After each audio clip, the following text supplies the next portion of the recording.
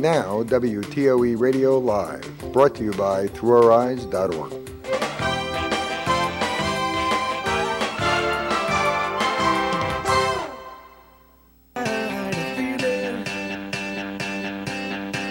That tonight's gonna be a good night. That tonight's gonna be a good night. That tonight's gonna be a good night. I feel it. Welcome to Looking Good Without Looking, an interactive live show about fashion and personal style with your host, Linda Zani Thomas. Linda is the author of the Looking Good Without Looking Guides to Personal Style for Men and Women, published in the Braille Monitor. Get the latest fashion news, makeup trends, and shopping scoops, plus expert advice on bringing out the best in you. Monday, Tuesday, Wednesday, and Thursday. Friday, Saturday to Sunday. Get with us. You know what we say. Party every day, party every day, and I'm feeling. Here's Linda. Tonight's gonna be a good night. That tonight's gonna be a good night. That tonight's gonna be a good night. Hi, everyone, and welcome to the big summer show of the Looking Good Without Looking show. We call it the Big Summer Show because we are going to be off next month of July. So we are compiling both shows into this huge show. And we have a very exciting guest coming up later on. That is Cheryl Echevarria, who is the owner of Echevarria Travel. And she has her own show on WTOE Through Our Eyes. And you can watch her show on a different Wednesday of the month. Cheryl will be my guest. We're going to be talking about vacation, what you should take, what you shouldn't take, and some tips if you are going on a cruise. I just got back from one, and Cheryl booked me on it, and we're going to talk to Cheryl a little bit later in the show. But we have a lot more to report on. First of all, we're going to be following up on some of our recent stories with some real good scoops for you. Of course, we have all the latest tips, trends, and deals on what you should and should not buy now if you want the best deal. We also are going to be talking about stores that serve a multi-purpose that are in your community. And we're going to be highlighting one such store, which is Town & Country Apothecary in Ridgewood, New Jersey. This is a much-loved town institution right in the middle of town. And perhaps you live in a rural area or somewhere where it's not easy to get to a mall, and there's a store like this in your town. We're going to tell you why you should look around your downtown and what you just might find, like we find at Town & Country. So we have a lot to talk about. If you would like to ask a question tonight, please call in to 888-572-0141. Be happy to talk to you live on air and answer any questions you might have. Or if you want to give us any tips or comments, please feel free to call in at any time. Lenny and Lori are back at WTOE headquarters somewhere in North Jersey, and we're all planning for what looks like a hot summer. So let's start with some of the top trends that we're seeing for ladies, especially ladies who have good legs. And good legs only, people. The hottest trend right now in sundresses is a dress with a high-low hem. That is a hem that comes to the knee in the front and then is pretty long in the back, almost like a maxi dress in the back. Because if you think about this, it causes kind of an envelope effect around your legs. It really puts the spotlight on your legs. So if you have great legs, why not wear this trend? The trend is being worn with flat sandals, not flip-flops, but kind of a dressy sandal, flat sandal. Seeing a lot of sandals this year, ladies, with metallic accents and definitely a strap in the back. So no flip-flops with that look, but that's the high-low dress. That is the hottest thing. For guys, you know, I'm not seeing anything really that's really standing out for guys this year.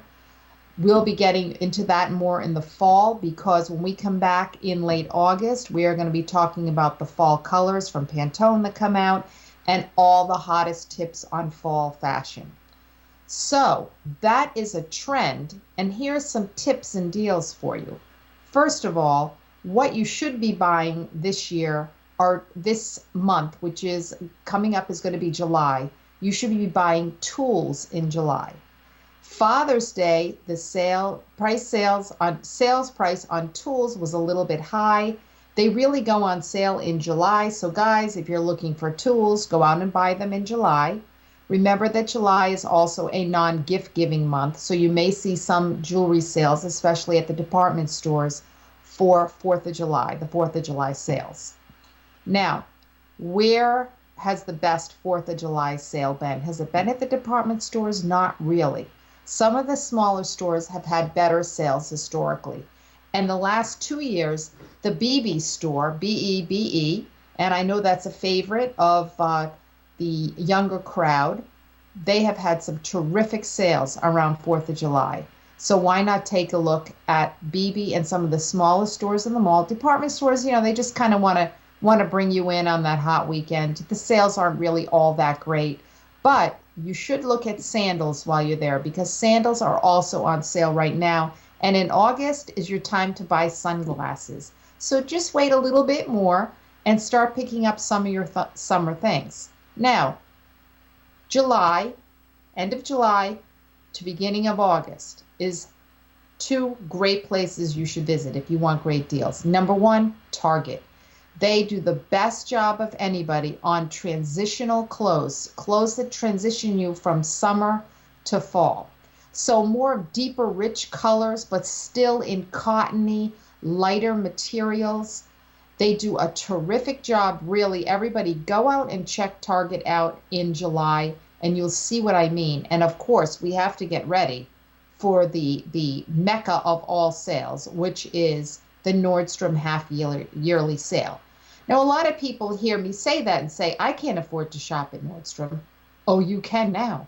Because if you want a quality, on-trend item at the greatest price it will be, if you want to buy just that one piece, and a lot of the pieces are under $50, under $25, under $100, it will take you through the season and you will have something of high quality that's absolutely on trend. For example, save your money, Uggs lovers, because Nordstrom is notorious for this sale. They always discount Uggs, and they are the only person that does it, and they do it for a couple of weeks only. The sale is usually over the first week in August. Stay tuned for that. I don't have the information because, we're kind of doing it a little bit earlier than we usually do. But that is do not miss that sale. And that is for men, women, teens, everybody. A little tip for you. Also go online to Nordstrom.com for that sale. And pay close attention, especially in the shoe department. If they say it is an online Nordstrom exclusive, they have such a great relationship with shoe and other manufacturers that they are able to get exclusive colors and styles of the best looks, and they discount them. So they not only have a discount, but they have something very exclusive. If you see something that you like that's a Nordstrom exclusive, guys too, especially for the shoes, buy it right away, because those things will disappear. They will not be back, because those are one-time only buys from the manufacturer. Let's see what else I have to tell you about. Oh, great perfume that I like right now that just came out. It's by Oleg Cassini. Now, Oleg Cassini, that name has been around a long time. He was one of the chief designers for Nancy Reagan. He's been around a long time, finally came out with a fragrance. It is fantastic, ladies. It's really a beautiful fragrance. And if you buy a bottle right now, it's an introductory purchase. They give you this giant, like paperweight size faux diamond, which is, who doesn't need a paperweight size faux diamond? Even Lenny needs that. So check out Cassini when you're out there. New fragrance, very, very nice. I really like it, and I'm very, very tough on fragrances, as you know. Again, tonight, ladies and gentlemen, if you'd like to call in, 888-572-0141 is the number.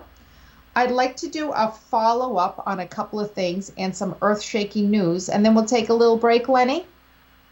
Right? Okay. Well, I would like to report on something that's happening at the Jersey Shore. Now, I asked Lori, who's back at the studio. She likes to go to the shore. She really doesn't care for the ocean, for the shore too much. But I have to tell you, if you're going to Wildwood this year, people, do not wear baggy pants on the boardwalk or you will be evicted. You cannot go on the boardwalk with droopy drawers and baggy pants no more. This is a decree by Wildwood. I will be in Wildwood and I'm going to report there in August and tell you what I see. Maybe I'll do a little video and show a video when I come to the August or September show. But that's big for Wildwood, something new, a fashion no-no. I want to follow up on two things, and then we're going to go to break. First of all, the Father's Day show last month, we talked about men's fragrances. A fragrance that my mother and I both picked out that we thought was great was Tom Ford's Noir. Boy, were we right. It sold out all over the place. That was a new fragrance for Tom Ford, and that's how good it was. When I went to Nordstrom a couple weeks before Father's Day, I checked in and they told me that Givenchy Gentleman Only was still there, but barely. So we're going to report again next year. We've been doing pretty good with that, with tracking and predicting the fragrances. And an update on one of our favorite people, our roaming correspondent, Evelyn Valdez. Evelyn is an amazing fashion icon. She is visually impaired. She just made her dreams come true and got the job of a lifetime at the Department of Veteran Affairs in Washington, D.C. She just moved about 2 weeks ago. So she sent me an email. She was out shopping. She told me what she got. She did shop at BB, by the way, which I just mentioned was going to have a good sale. She said that she got a beautiful dress that was $228 full price. She got it for $90. It was a sapphire blue sleeveless sheath dress. She decided to wear that her first day at work. She wore it, she says, with silver stud earrings that were square. And she also wore it with a silver infinity ring. I guess she was a big smash. And I just wanted to let her know that wearing the color blue means that you are serene and peaceful. And in that tone of sapphire, it's invigorating.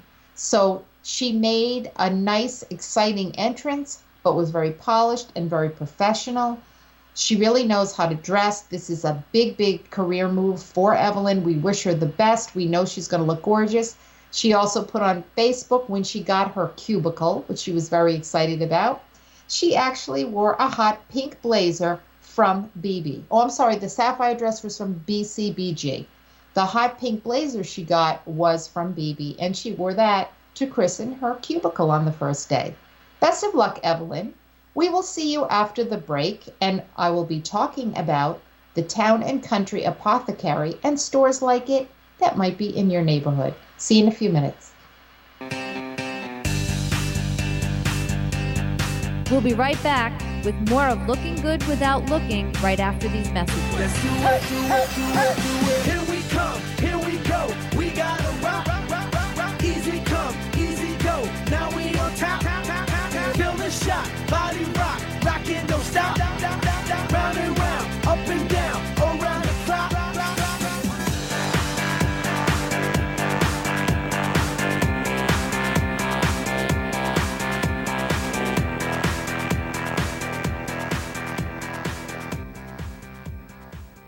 Global warming is here.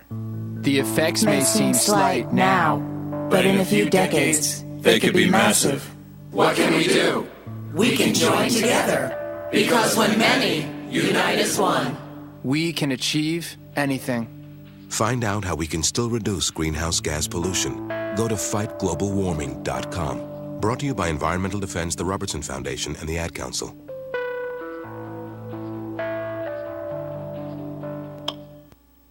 In the great scheme of things, a minute isn't all that much. Unless you happen to have a stroke. All of a sudden, those minutes count. Minutes that could mean losing your ability to talk. Minutes that could mean losing your ability to walk. Talking, moving, walking, gone. Which is why, if you can get help in time, your stroke can be treated. The warning signs of a stroke include sudden numbness or weakness of the face, sudden trouble seeing, speaking, or understanding. If you experience this, call 911 immediately, because time lost is brain lost.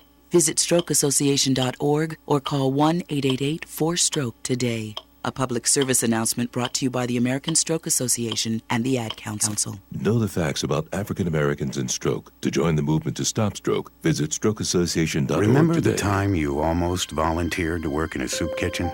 Or when you almost visited the Veterans Hospital? Or when you almost brought dinner to your neighbor with AIDS? Remember all the times you almost helped, almost gave? Well, it's only human, this almost giving. But the truth is, it's the same as not giving at all. Don't almost give, give. Visit our website at don'talmostgive.org. A message from the Ad Council.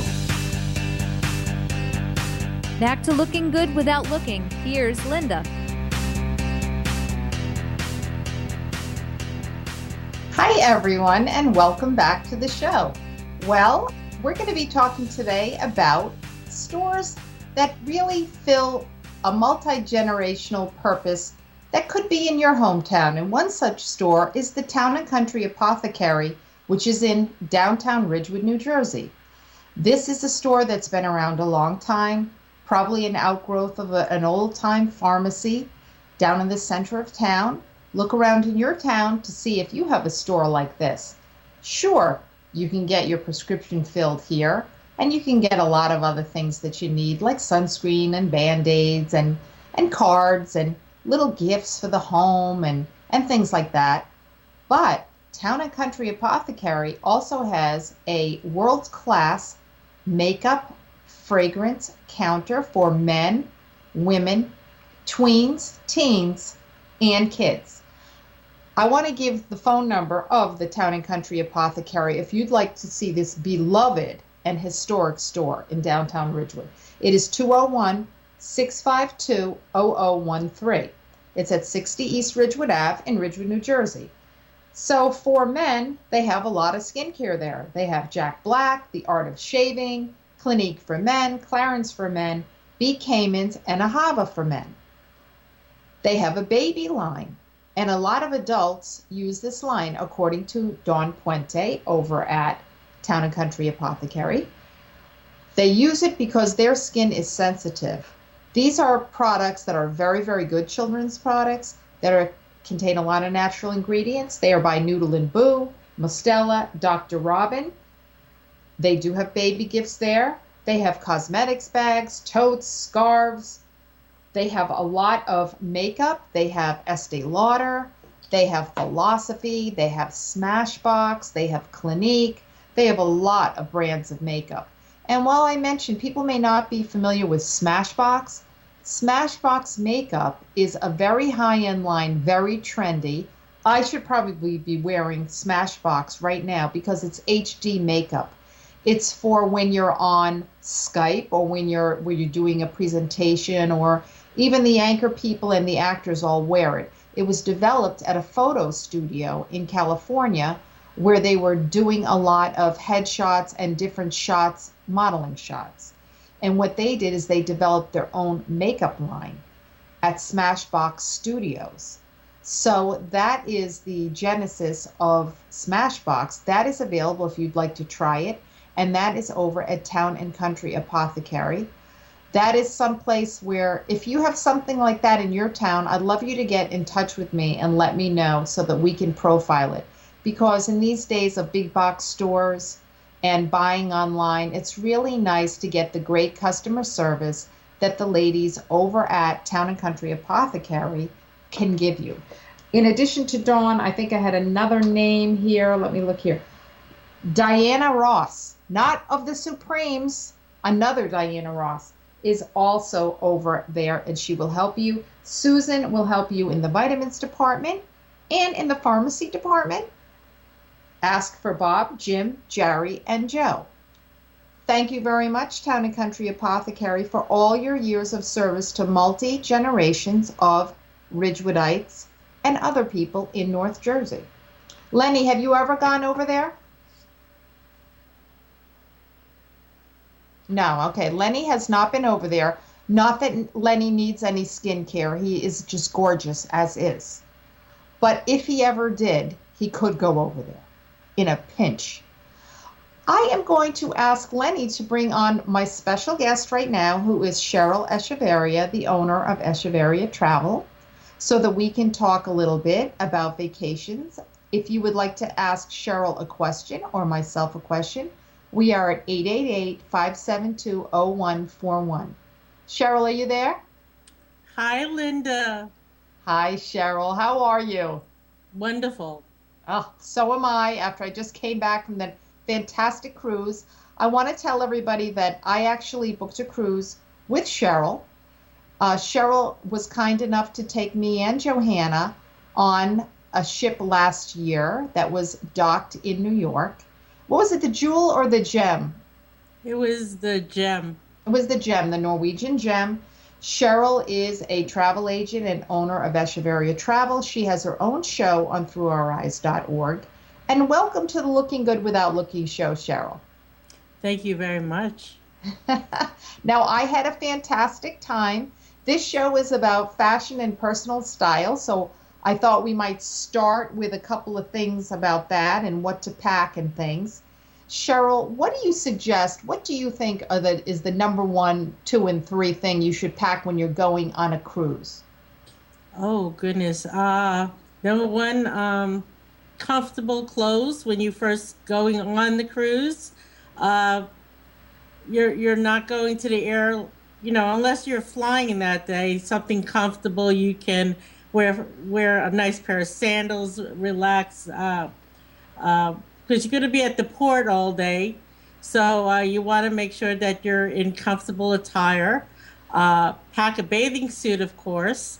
And depending on your style, a lot of the cruise lines now do not have a formal night, but nice skirt and blouse, or if you want to dress up at night, a nice pantsuit or a nice dress. And for the man, maybe a jacket and slacks. They don't have to get a tuxedo anymore.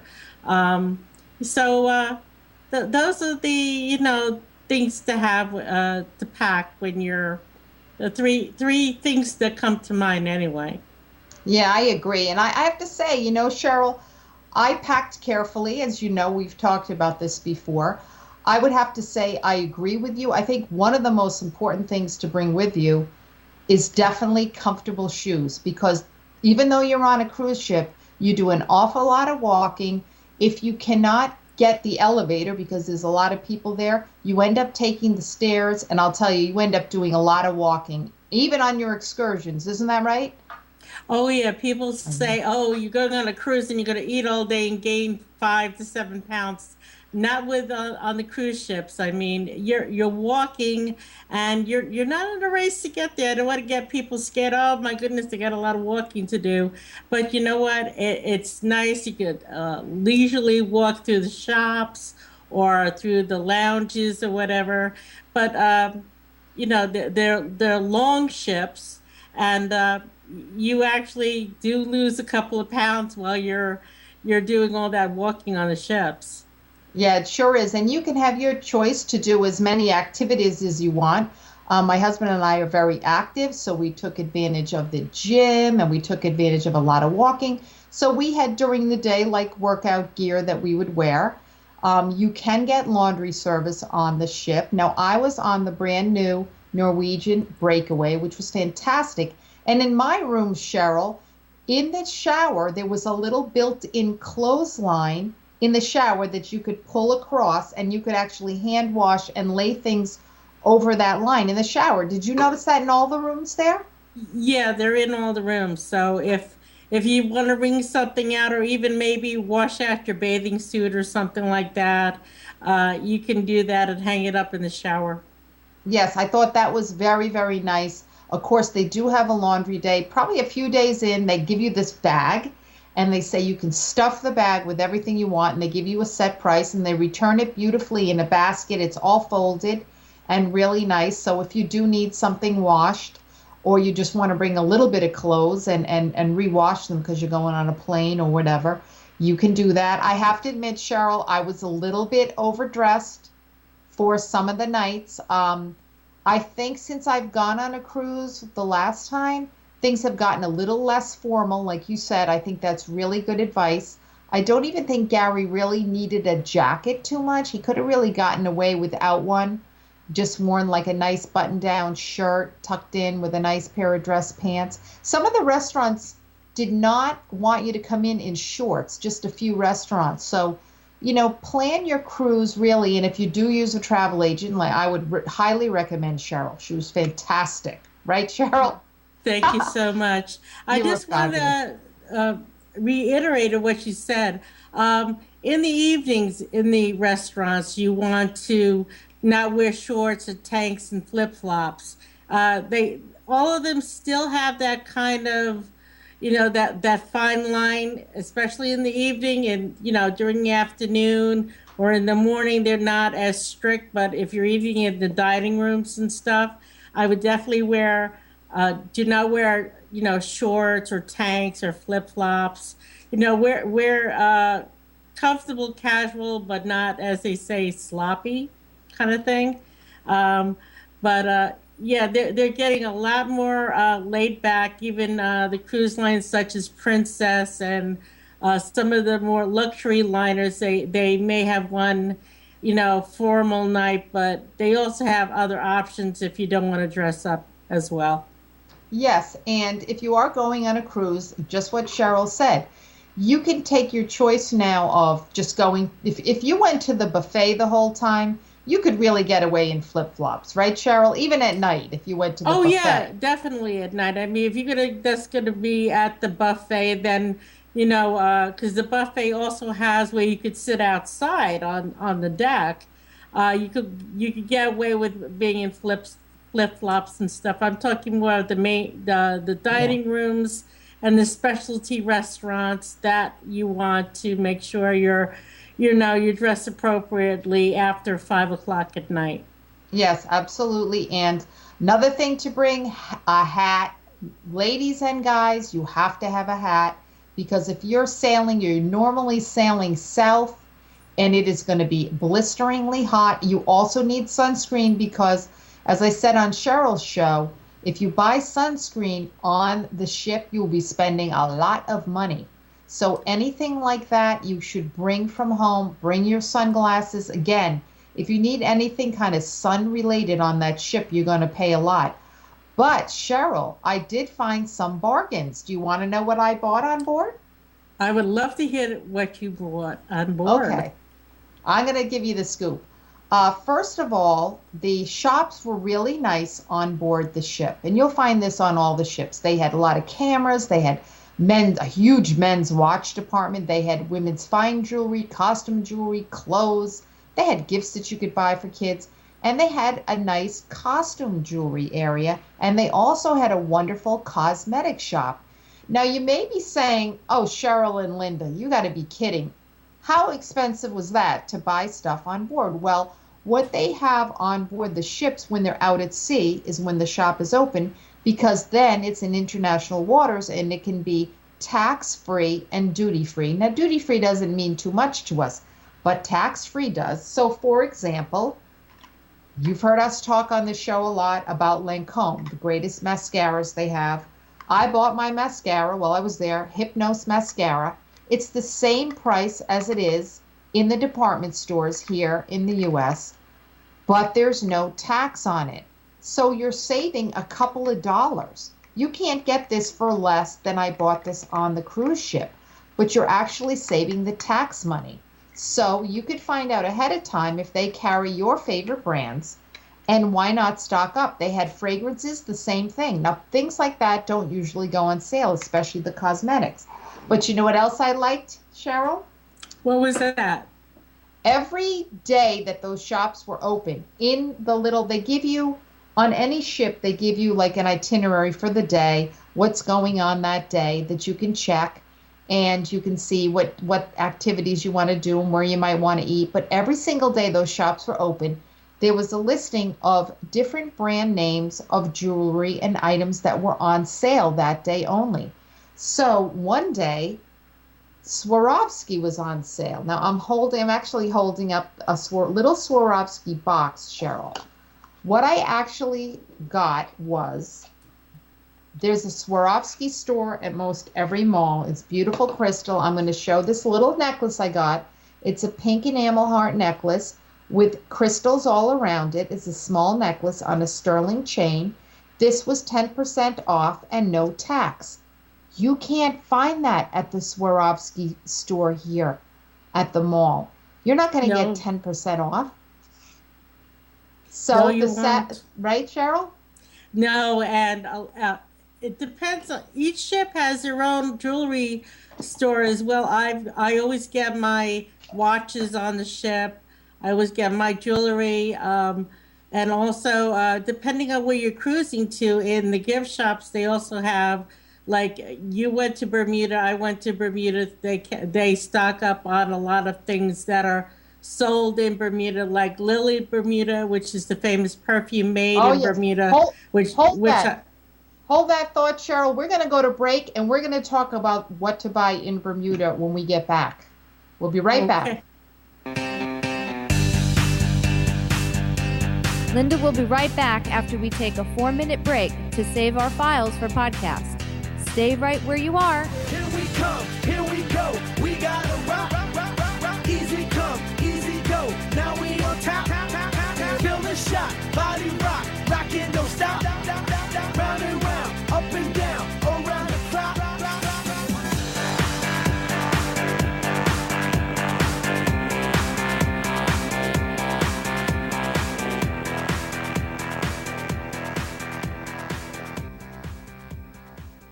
Bender, thank goodness you're here. That huge asteroid is headed right towards Earth. I'll handle this. Like an arrow shot from a man-sized bow, the Red Defender hurtles into space using his super strength to stop the asteroid. He's stopping the asteroid. It's moving away from Earth. You saved us. How did you do it? I just stopped the asteroid and reversed its course back into space. Look, the moon. It's exploded. Where exactly did you throw that asteroid? Away. I threw it away. No more moon. That means no more tides. Tides are created by the moon. And no more walks in the moonlight. I love walks in the moonlight. Saving the world isn't easy. Saving a life is. Just 1 pint of blood can save up to 3 lives. To find out more, go to bloodsaves.com. A public service message brought to you by the Ad Council. Amber Alert, abducted child, African-American girl, 6 years old. Suspect, Caucasian male, 30 to 35, 6 feet, 180 pounds, wearing blue shirt, black jeans. Now when an Amber Alert is issued, White van, out-of-state license, X-ray 687 Charlie. you can get the same information the authorities get right on your cell phone.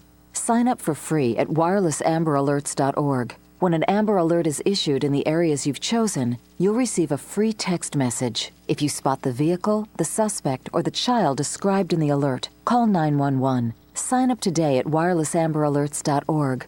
Think of it. Something as simple as a free text message could free an abducted child. All units, Amber Alert canceled. Child recovered safely. Suspect is in custody. Repeat, Amber Alert canceled. wirelessamberalerts.org. A child is calling for help. This message brought to you by the Wireless Foundation, the U.S. Department of Justice, the National Center for Missing and Exploited Children, and the Ad Council. Hi, I'm Judy. And my name is Johnny. We're 10 years old and we're blind. Our dreams are to become scientists. My name is Catherine. I'm 24 years old and I'm blind. I'm currently in law school, and one day I dream of becoming an attorney. My name is Bill. I'm 74 years old and I've just become blind. My dream is to remain independent in my own home and not have to go to a nursing home just because I'm blind. The National Federation of the Blind of New York has been helping blind people achieve their dreams since 1956. Help keep their dream machine running and visit blindnewyorkers.org to make a donation. You can also call them at 718-567-7821. Blind people are your neighbors and colleagues, so learn more about blindness and make your contribution today. Go to blindnewyorkers.org or call 718-567-7821. The National Federation of the Blind of New York. Today's dreams can become tomorrow's realities. If you think depression is all in a person's head, you're right. It's a brain illness. And like other illnesses, it has symptoms. A person suffering from depression might feel sad, empty, or numb. They might sleep more or less, eat a lot or not at all, or show little interest in participating in ordinary activities. Mood swings, including anger and sadness, are common. They're often tired and have a hard time concentrating or making decisions. Depression can make those who suffer from it feel hopeless. It can even lead to suicide. If you see the symptoms of depression, get that person to a doctor. With medical help, depression can be treated and suicide can be prevented. Learn how to stop depression from taking another life. Call SAVE, Suicide Awareness Voices of Education, 1-888-511-SAVE, on the web at save.org. Back to looking good without looking. Here's Linda. Hi, everyone. Welcome back to the show with special guest Cheryl Echevarria, owner of Echevarria Travel, and the host of her very own show here at throughoureyes.org. Hi, Cheryl. Hello. Cheryl, hold on. We got a little technical difficulty. So while we're waiting for Cheryl to get back on, and Lenny will let me know, we wanted to talk about Lily Bermuda perfume and some things to buy when you're ashore. So hang on to that.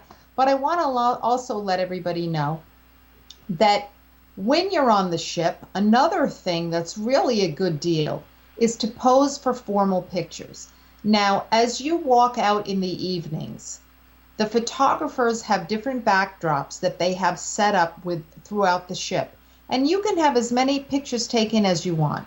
So you can wear a special outfit one night, you can wear one another night, and you go through the ship and you pose for a picture.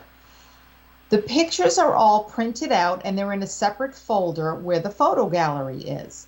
And what you do is you go down on your key card on the cruise is your photo gallery number. You go down, you browse through your pictures, you choose whatever pictures you want. Now these are professional photographs, which you would pay a sitting fee for.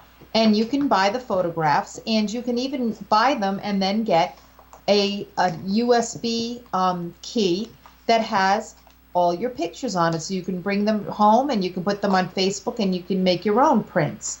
So it's really a good deal. I'm going to show you what I mean by the backdrops. I'll be holding the pictures up and I will describe those for those who are visually impaired. This is an example of my husband and I on a more casual night walking by a backdrop. And we went in front of it and they snapped this picture and I bought it, and I bought it on the key card. It's really nice. Like, when do you get a chance to have a professional photograph, or when you're even with your significant other long enough to sit for a photograph? It's not something you probably would do. So that's a type of photograph. And then a lot of times on different aspects of the cruise, out by the pool, or if they have different items, like they had water slides and they had this cool ropes course that people went on, and my husband went on the ropes course. Now at two junctures on the ropes course, they actually had photographers up in the air on this course with a camera. One thing about the Norwegian Breakaway is there's a little plank, so you're all hooked in, you're safe, but you can actually walk out over the ocean. And there is an automatic photograph that's taken of you, kind of like if you've ever gone to an amusement park and you're going down the log flume and they take that picture and you look horrified. Same thing, but there was another point where a photographer was there at the point where you have to hold on to your harness and you go through a zip line, which is a real great sensation. I think the ropes course would be great if you were visually impaired.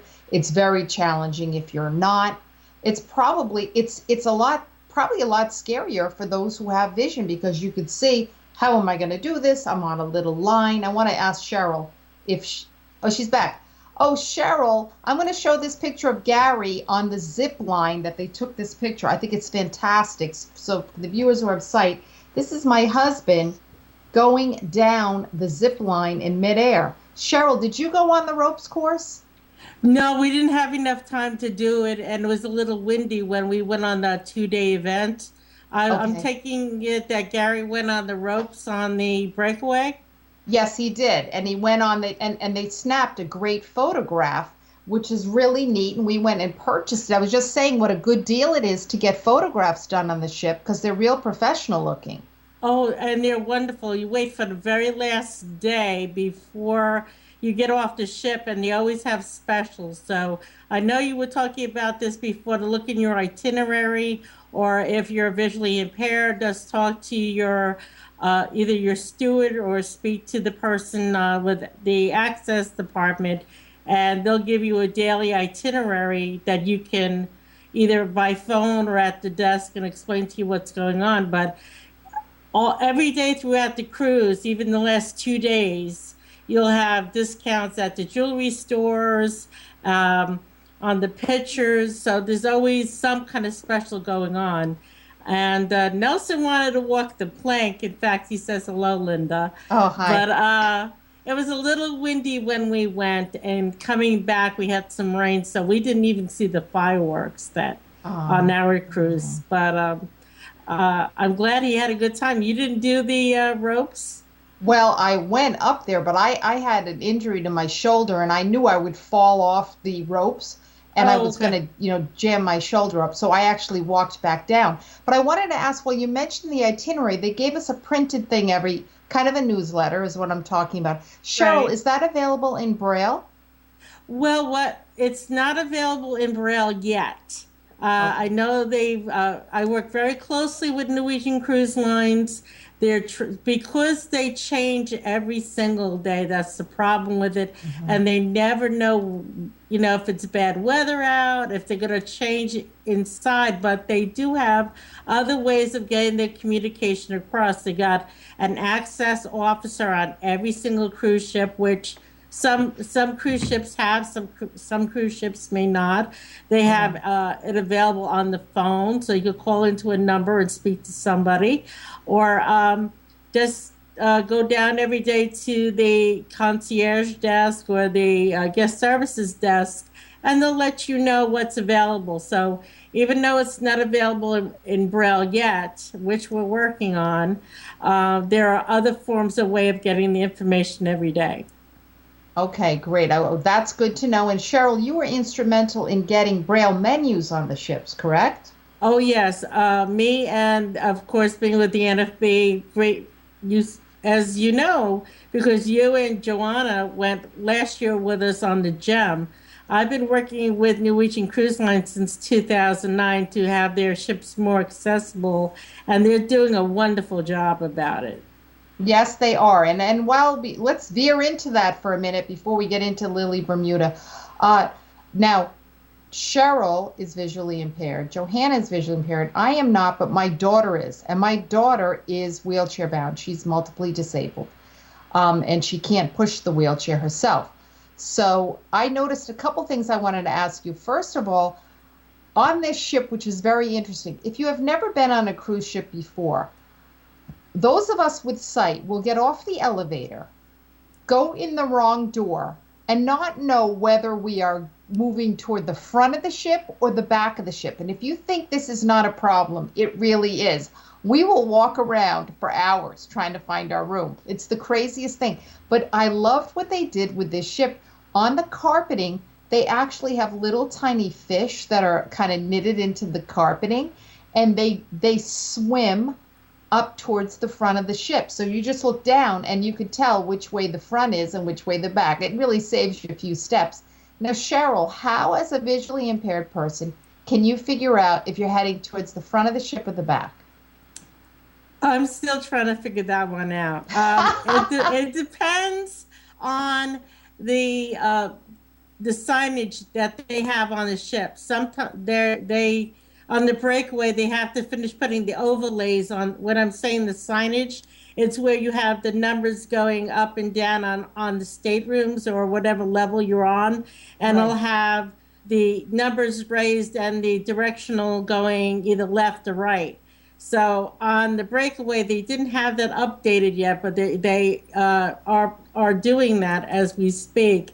And after a while, I know myself, after a while, okay, my room is we were near the casino, so I had to walk towards the front of the ship and then go up. And, the restaurants like the Manhattan Room and Cagney's were towards the back of the ship.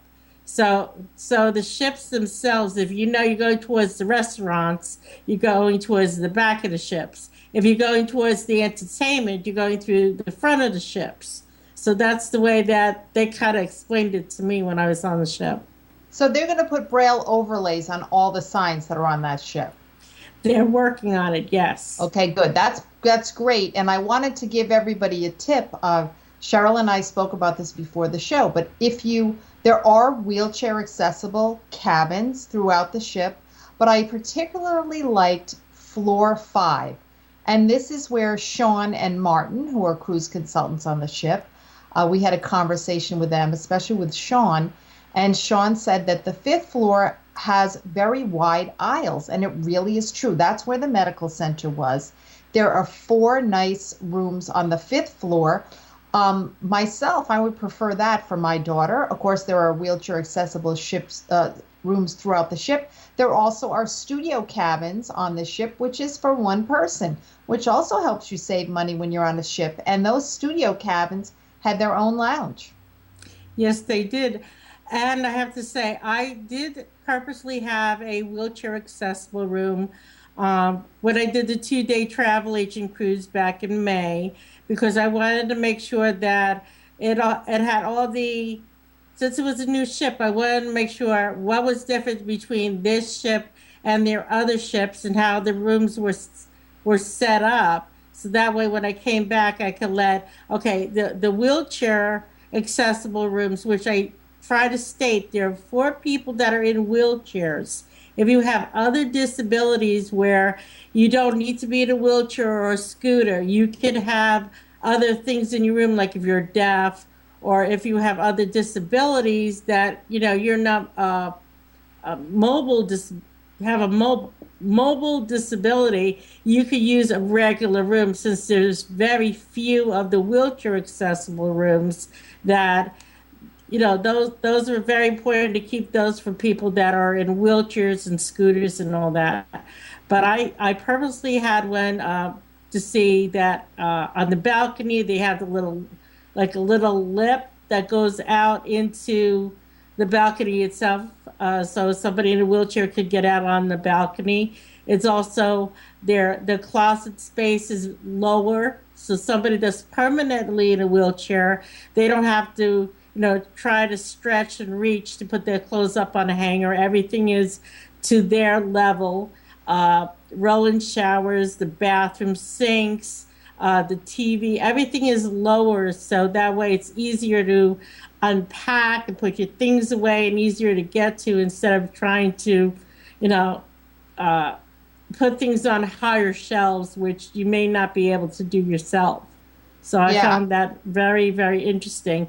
I wanted to also bring up the fact that, and I stress this a lot because I'm also a guide dog user, and they do have relief area boxes for your dog. They will not put them in the room. I know at one point they used to put, if you have a balcony, and they'll put the boxes out on the balcony, but because the chips will, if it's a windy day, they'll fly all over your balcony or fly into the water. They do keep it at a there's an area where the crew go back and forth between your rooms, and they have their own elevator area and stairs and stuff, that they keep the boxes, and it's air conditioned and all that kind of area, so it's out of the way, but it's close enough to your room so you're not searching or trying to find an area for your dog to go to the bathroom.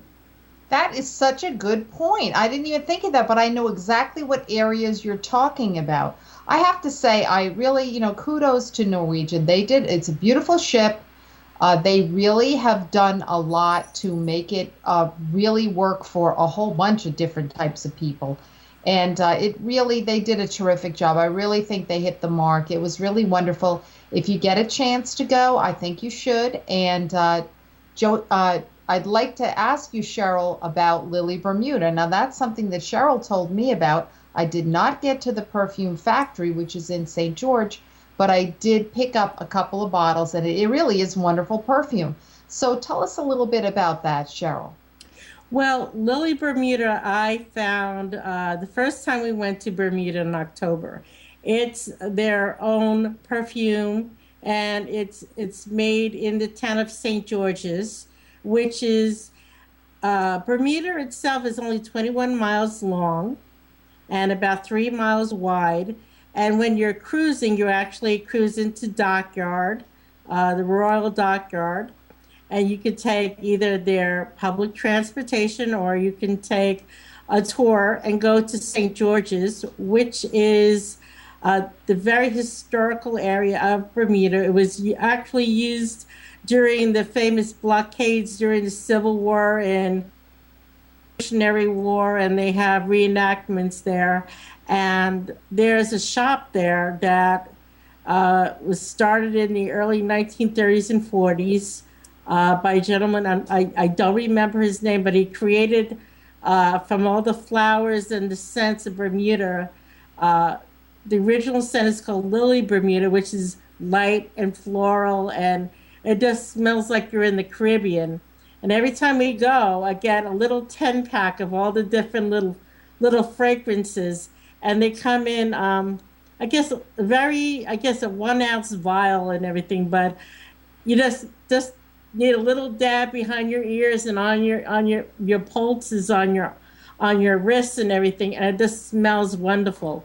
In fact, Nelson sometimes even wears my perfume because it could be unisex as well. Some of them are a little more, womanly or more, I'm going to say something more that a woman would wear, but most of them can be, worn unisex, and it's just a beautiful scent to wear.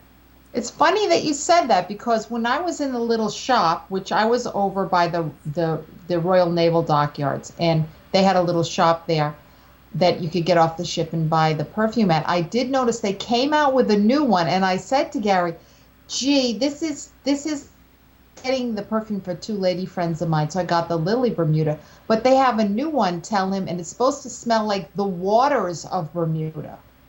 I know the one you're talking about, Sweetwater. Sweetwater, yeah.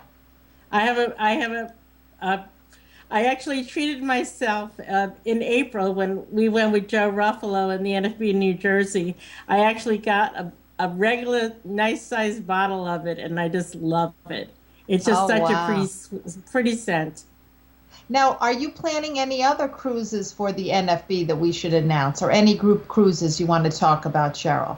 Well, I don't have any specific for any NFB things, but the NFB Travel and Tourism Division, which I'm president of, we're going to the national parks of Utah, Nevada, and Arizona in October, and that's October 9th through the 13th. And we still are taking people that want to go. Last day for deposit on that is July 12th, because we're going to National Convention on Sunday, and we're going to wait and see if anybody else wants to go. And if anybody's interested, you can call me at 631-456-5394, and I'll be glad to send you out any information you want on that. We're also going to Ireland for 1 week, May 2014, during Mother's Day. So that's all my trips that I do, even though I'm with the NFB, all my trips that I do, they're for everybody. I like to get people that are blind, not blind, together so people learn about people with disabilities, and everybody can travel independently, and everybody can have a good time learning from each other. I think that's terrific, and I have to tell you, you must have had a lot of fun with Joe Ruffalo on that cruise. We did. Joe and Jerry Marino and Lynn Reynolds and so many other people that went with us. We had a wonderful time in Bermuda. The weather wasn't perfect, but you know what? It was the people that made the trip. We had such a great time and laughed so hard. In fact, we celebrated Joe's wedding anniversary, Joe and Judy's wedding anniversary, and we celebrated my birthday, and we celebrated Madeline and Jerry Marino's wedding anniversary. So we had something every night we celebrated. And happy belated anniversary to you and Gary. Thank you so much, Cheryl. Cheryl, I wanted to mention something about Bermuda. Now, you heard about us talk about the ship a lot, and we could go on, believe me. But what I also liked about Bermuda is that when you get off the ship, it's very inexpensive to travel around. In fact, on the ship, you can buy bus passes and you can buy a ferry pass. And the bus, when you get out of the ship, when you go out the gangplank and you go out onto the ground from the ship, you can have your choice of renting a scooter, getting in a taxi, getting in a bus, getting on a tour bus, and getting in a ferry. And it's real inexpensive. Didn't you find that was so great, Cheryl? That is why Nelson and I love Bermuda over all the other places that we've gone on, because the public transportation there. Normally, when you go outside the country, you're a little, it's a little scary anyway. Whether or not, can I get around with the public transportation? And in Bermuda, you got the pink bus that goes to St. George's, or you have the white bus that goes to Hamilton, and you can't get lost.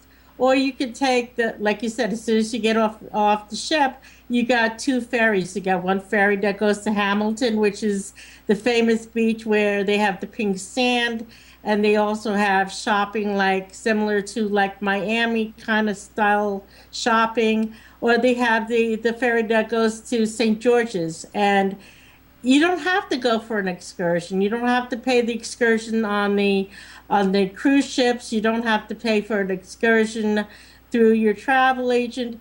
Go and enjoy and, walk around. It's very safe, Bermuda. And you're there, and it's like you're talking to New Yorkers, because you don't realize they have any accents there at all. And they love having us there.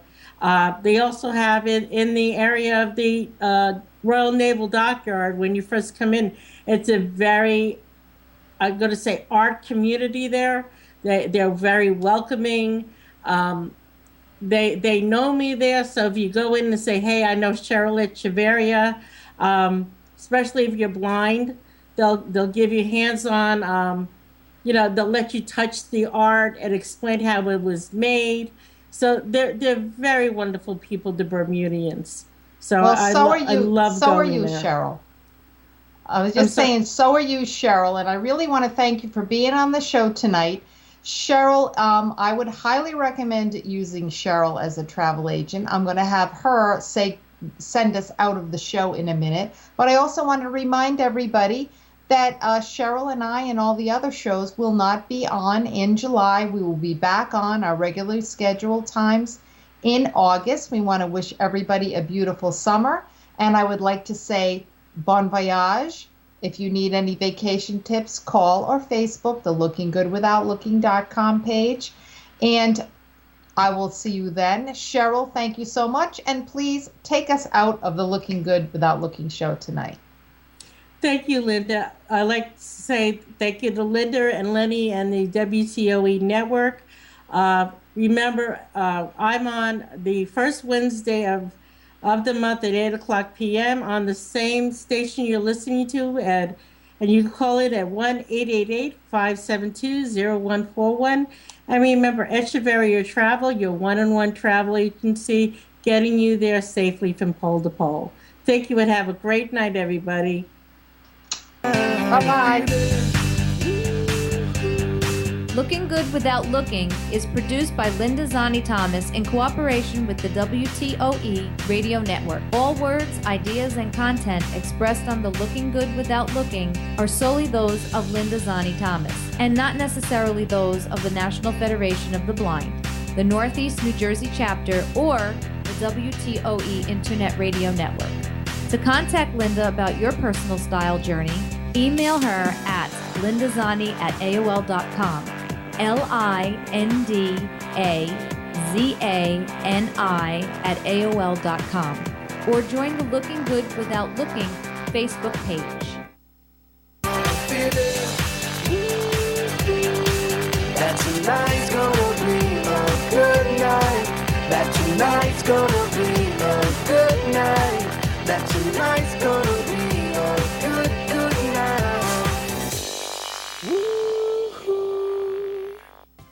Hi, this is Joe Ruffalo of WTOE Radio. If you are a resident in New Jersey and would like to join one of our chapters or have some more information about our chapters, please contact me at 973-743-0075 or email me at nfbnj@yahoo.com.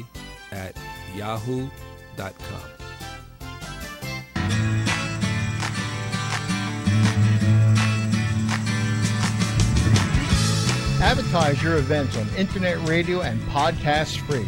Need to advertise your club or organization's next event? Whether it's one announcement or different ones weekly or monthly, now you can. ThroughOurEyes.org, using our WTOE radio live broadcast and our podcast, give you the ears of the world. You can take advantage of our free offer in one of two ways: recording your announcement on your computer or calling our toll-free telephone number. Visit our website to learn more.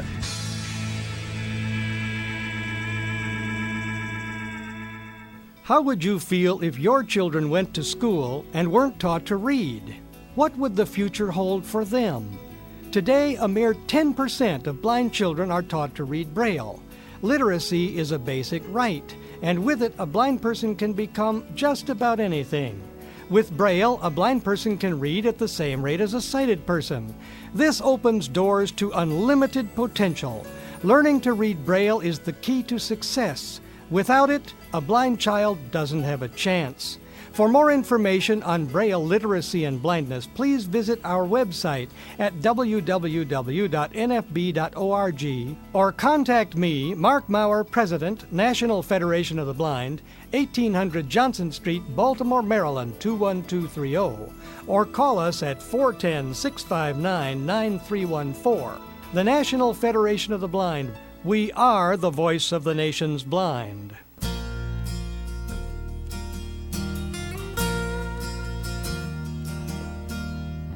Hi, I'm Keith Zalley, your announcer here at ThroughOurEyes.org.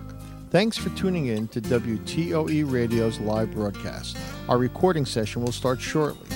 While you are waiting, I'd like to ask all our listeners who have not yet registered at Through Our Eyes to consider doing so. Registering helps us ascertain whom our listeners are, where they come from, if they are blind or visually impaired, as well as other important information which helps us guide us in providing programming that will meet our visitors' needs. I urge all our listeners to register today. It's free and only takes a minute to complete the process. Please read our privacy policy so you can be assured that the information you provide stays with us and only us, and you'll never get any unwanted emails. Well, we're almost ready to begin. Since what you are about to listen to is live, after each recording of the show, you'll hear approximately 15 minutes of music. This is the time we are contacting our next guest for the next show. When the show starts, you'll hear it in its entirety. Our recording sessions usually comprise 3 separate shows, each about 15 to 20 minutes in length, with approximately 15 minutes between each session. So once again, thanks for listening to WTOE Radio Live. Our recording session will start momentarily. I'm Keith Zalley.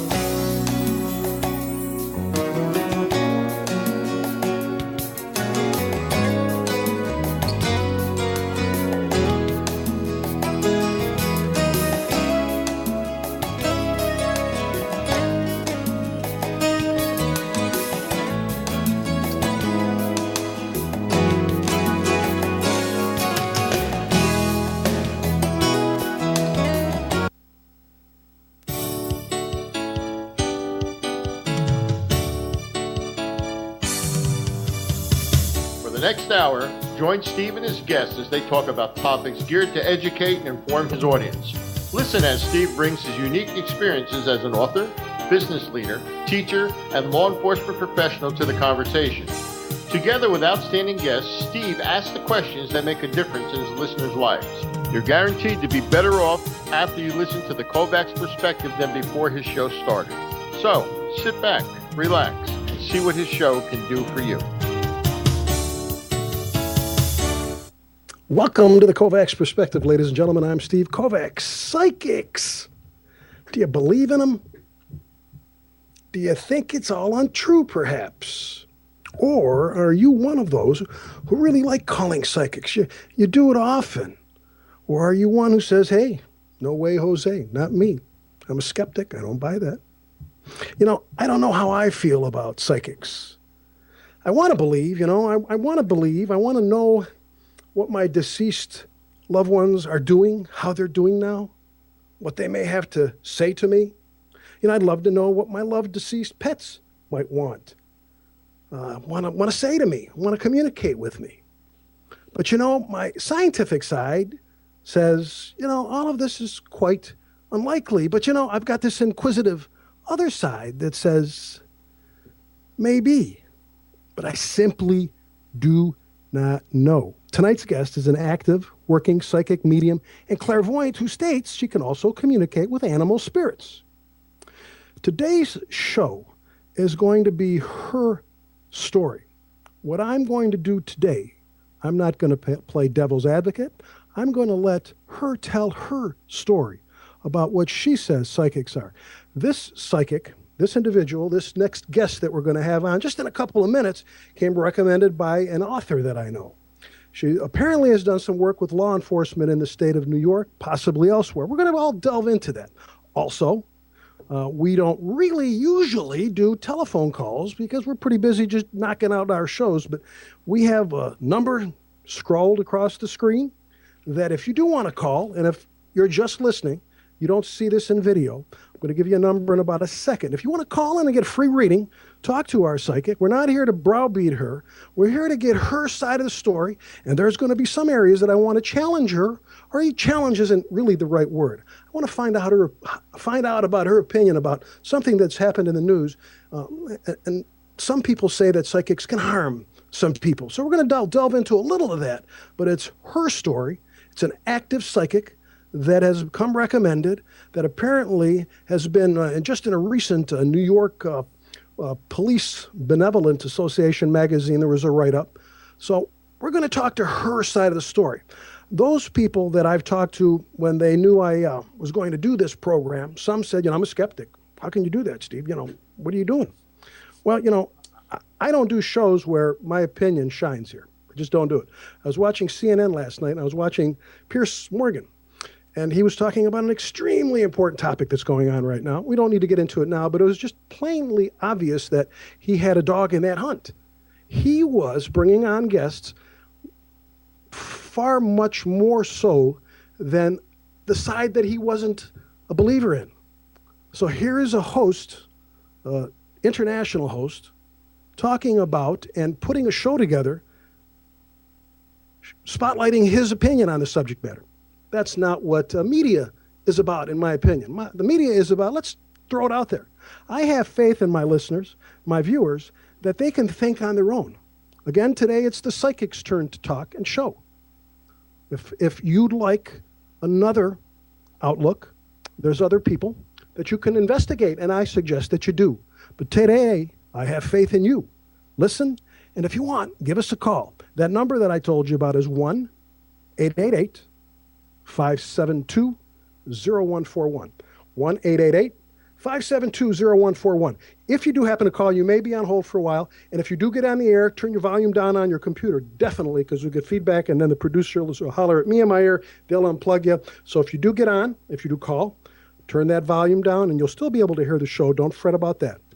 But we'll be back in 2 minutes and 2 seconds. We'll be right back with Steve and his guests right after these few messages.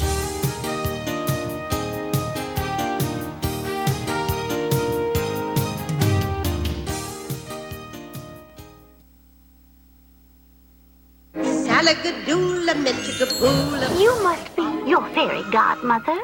Yes.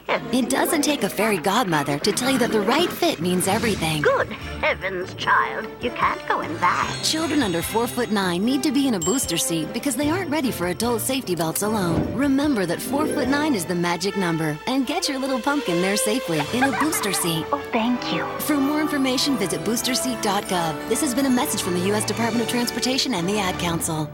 Well, howdy! Thanks for coming to Big Bubba's. We got a mess of used cars. What can we do for you? We're looking for, something cute. Well, here's a beauty, a 99 model with a moon roof. As a bonus, we'll throw in a leaking gas tank. You could be driving and kaboom! Adds that zing of excitement. You got any other cars?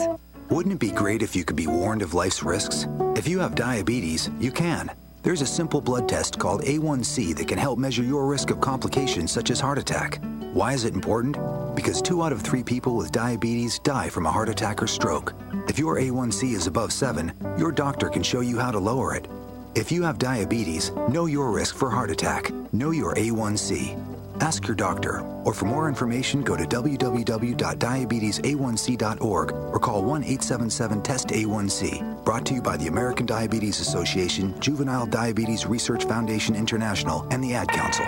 McGruff here. I think I'm gonna need your help. I've got an internet bully. Okay, well, what you do is... Maybe you could put a virus on her computer. You don't have to do that, Or maybe we could get an attack dog. Wait.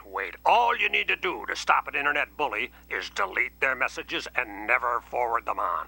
Delete cyberbullying. Don't write it, don't forward it. For more information, visit ncpc.org. A message from the U.S. Department of Justice, Crime Prevention Coalition of America, National Crime Prevention Council, and the Ad Council.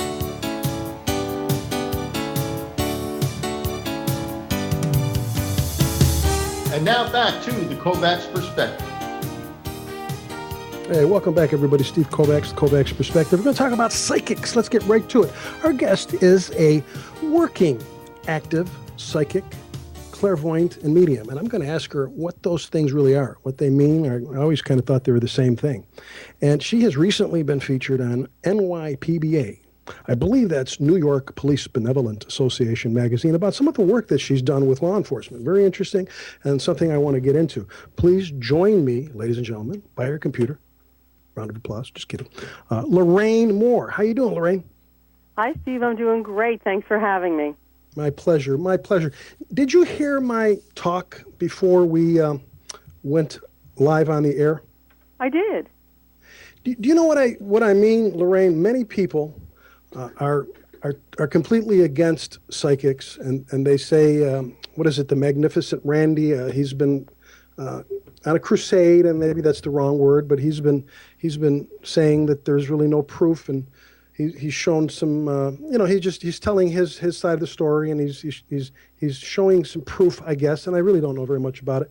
But then, Lorraine, I have people, intelligent, educated people that I know call psychics, and they believe in psychics, and they use psychics. So it's kind of a polarizing. I mean, you have strong feelings on both sides, correct? Yes. What do you say to people that say, Lorraine, I mean, it's impossible. How can you talk to an animal, even though there's some scientific, I just read an article, scientific, I think a journal, it might have been a scientific journal, maybe it was just an article, but about a scientist that's cataloging animal speech. I mean, real speech, but, where we could hear. But what do you say to somebody? They go, hey, Lorraine, come on now. You can't talk to dead people. What do you tell people like that? Well, I think they should be skeptical. I think people should have a healthy degree of skepticism rather than just be like a sheep and just take everything hook, line, and sinker. And the problem in my field, there are so many charlatans out there. So you do have to be cautious. You do have to be informed when you're going to work with somebody in my field. Well, how do you get informed, though? Do you call, like, Psychics 911? Or, I don't mean to make light of it, but how would I get informed? Well, I think just by educating oneself on exactly what is a psychic, what are their limitations, what are their fortes, just like going to a doctor, most people go to specialists these days. So when you go to just a psychic is a more or less a generic term. It's kind of an umbrella for a lot of aspects that fall under the term psychic. Some people are tarot card readers. Some people do numerology. Some people do other forms of divination. You know, you mentioned other forms and cards and all that. Here's a great time to ask you, what's a clairvoyant? A clairvoyant is someone who's able to see into the future, see things beyond the present time. Okay, a clairvoyant can see into the future and see into what's going to happen. Okay, what's a medium? A medium is someone who's able to be that conduit between the physical world and spirit world. Okay. Last, but of course not least, what's a psychic? Well, a psychic is the generic for all of the above. Okay. Now, how does it work? Let's say if this is true, and this can really happen. How does someone pick up that power, that wavelength to be a clairvoyant, as an example? Well, I think some people have, I think all people do have the ability to become psychic to a certain extent. Just like the analogy I like to use is people can learn how to play a piano, but not everybody's going to Carnegie Hall. You know what I'm saying? Okay, sure. So I do believe that we just have that sixth sense, but the majority of people don't engage it, don't use it on a regular basis. Some people just use it on a fleeting basis. A lot of moms, a lot of parents out there, you just get that feeling when you're in the kitchen doing the dishes and the baby's taking a nap in the crib in the baby's room in the nursery. You just get that feeling, I better go check the baby. You stop doing the dishes. You go, sure enough, the baby's up, needs a diaper change. You know, these kinds of little coincidences occur, and I don't think there is such a thing as a coincidence. But that's just, you know, how ordinary people, everyday waking hours, these things happen to people. And I know law enforcement, they get hunches. The really good detectives, the really good investigators, they don't just rely on their wonderful training and education. They've got that extra something, that hunch. And I know you've heard of that before. I have, and not only have I heard of, and I want to ask you, is it anything like intuition? Absolutely. Well, you know, let me tell you a story, Lorraine and ladies and gentlemen, that, and I'm going to be doing a seminar on this shortly. A story someone told me that she was a cancer victim, and people on my seminar will hear this, but and she had a very rare form of cancer, ladies and gentlemen, and Lorraine.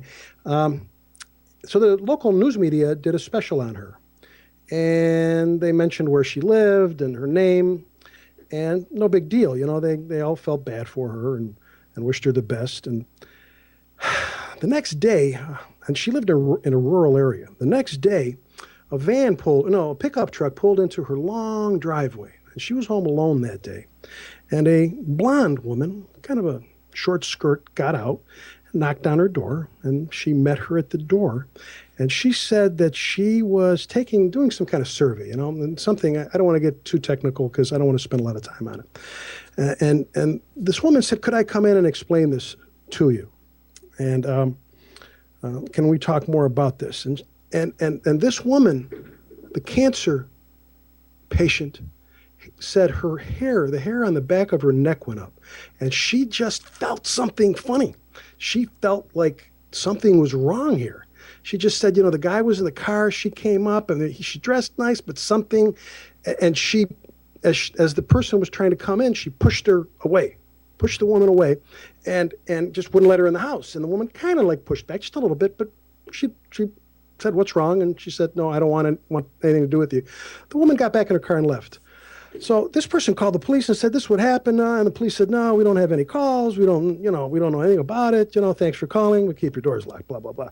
3 days later, she turned on the news, and another cancer victim that they did an expose on television, and they mentioned her name, had a visit from a blonde woman and a guy in a pickup truck, and they beat her to a pulp and robbed her. She said it was a feeling. I mean, I had an intuition. I had a feeling that something was wrong. So is that kind of what we're talking about? Absolutely. That's exactly what we're talking about. And the more developed someone is, the more they can see and read into more details of what might have occurred, what could have occurred. Mm-hmm. Okay, now we're going to go further on that. We have a call. And again, we don't take calls usually, but I'm happy people are calling. Feel free to call in. Just because we don't do it, we're doing it today. We're with Lorraine Moore. Lorraine, are you ready to talk to Dee? I'd love it. Dee, can you hear me? Yes. Yes, Dee, sir. Whatever you have to say to Lorraine, please go ahead. Okay. I was just wondering, in New Jersey, we just had on June the 13th of this year, they're actually calling it down the shore a tsunami. I was wondering, do you by any chance foresee the New Jersey coastline getting any more tsunamis in 2013, or the New York side getting any tsunamis? Well, I do believe that's going to happen. I don't think it's going to be as devastating as what happened in Japan, but I think we're going to have a lot of anomalies, especially earthquake activities in South Jersey. Thank you. Now, Dee, are you still, Thank you very much. With us? Yes, sir. Now, Dee, you've got to have another question you want to ask Lorraine. Lorraine's here. Throw something at her. Throw a fast pitch ball at her. Is there something puzzling to you, maybe from a deceased relative or something else, a deceased pet possibly, that you may have a query about? If you do, go ahead. All right. Yes, I do. I have a deceased pet. His name was Winston, and he lived to be a ripe old age of 16. And I was just wondering, is there... I talk to him and say, if there is a dog heaven, I hope you're okay. So I was just wondering, is he okay? Do we know? Well, Winston is okay, and he still paddles around the house. I'm sure you might hear his little paw, little tapping of his nails every now and again in the house. And he also still patrols the outside of the house. That's what that noise. Okay, like if you get your fingernails and tap them on your hardwood floor. Yes. Oh my goodness. Okay, thank you. That was yes. Thank you very much. Now hold on. Now let me play investigator here. Now when when she said Winston is still, what kind of dog was Winston? He was part lab and part shepherd mix. Okay, great mix. But you hear noises sometimes that when Lorraine mentioned that kind of rang a bell in your mind, huh? Well, yes. When you told me to ask a really important something that's really been gnawing at me for it's been about 4 years now. That's the question that I wanted, because I kind of hear sometimes, like when you get if you have long fingernails and you get your hand and you're like wrapping it on the desk, but only on the floor. And I thought it was just maybe it's me, but it's definite nails. Wow, how interesting. Dee, we've got another caller, but if there's anything else, now's the time to shoot it. If not, we're going to go to another caller. Do you have anything else that's sitting on the back of your burner? No, I thank you so much. Thank you very much. Okay. Hey, Dee, thanks for calling in. We appreciate it. Lorraine, we've got another caller, and again, Dee was from New Jersey, and we have Sue from New Jersey. So I mean, what is it, like a New Jersey day, which is cool. But Susan, can you hear me? Susan, I'm getting vibes that you're nearby.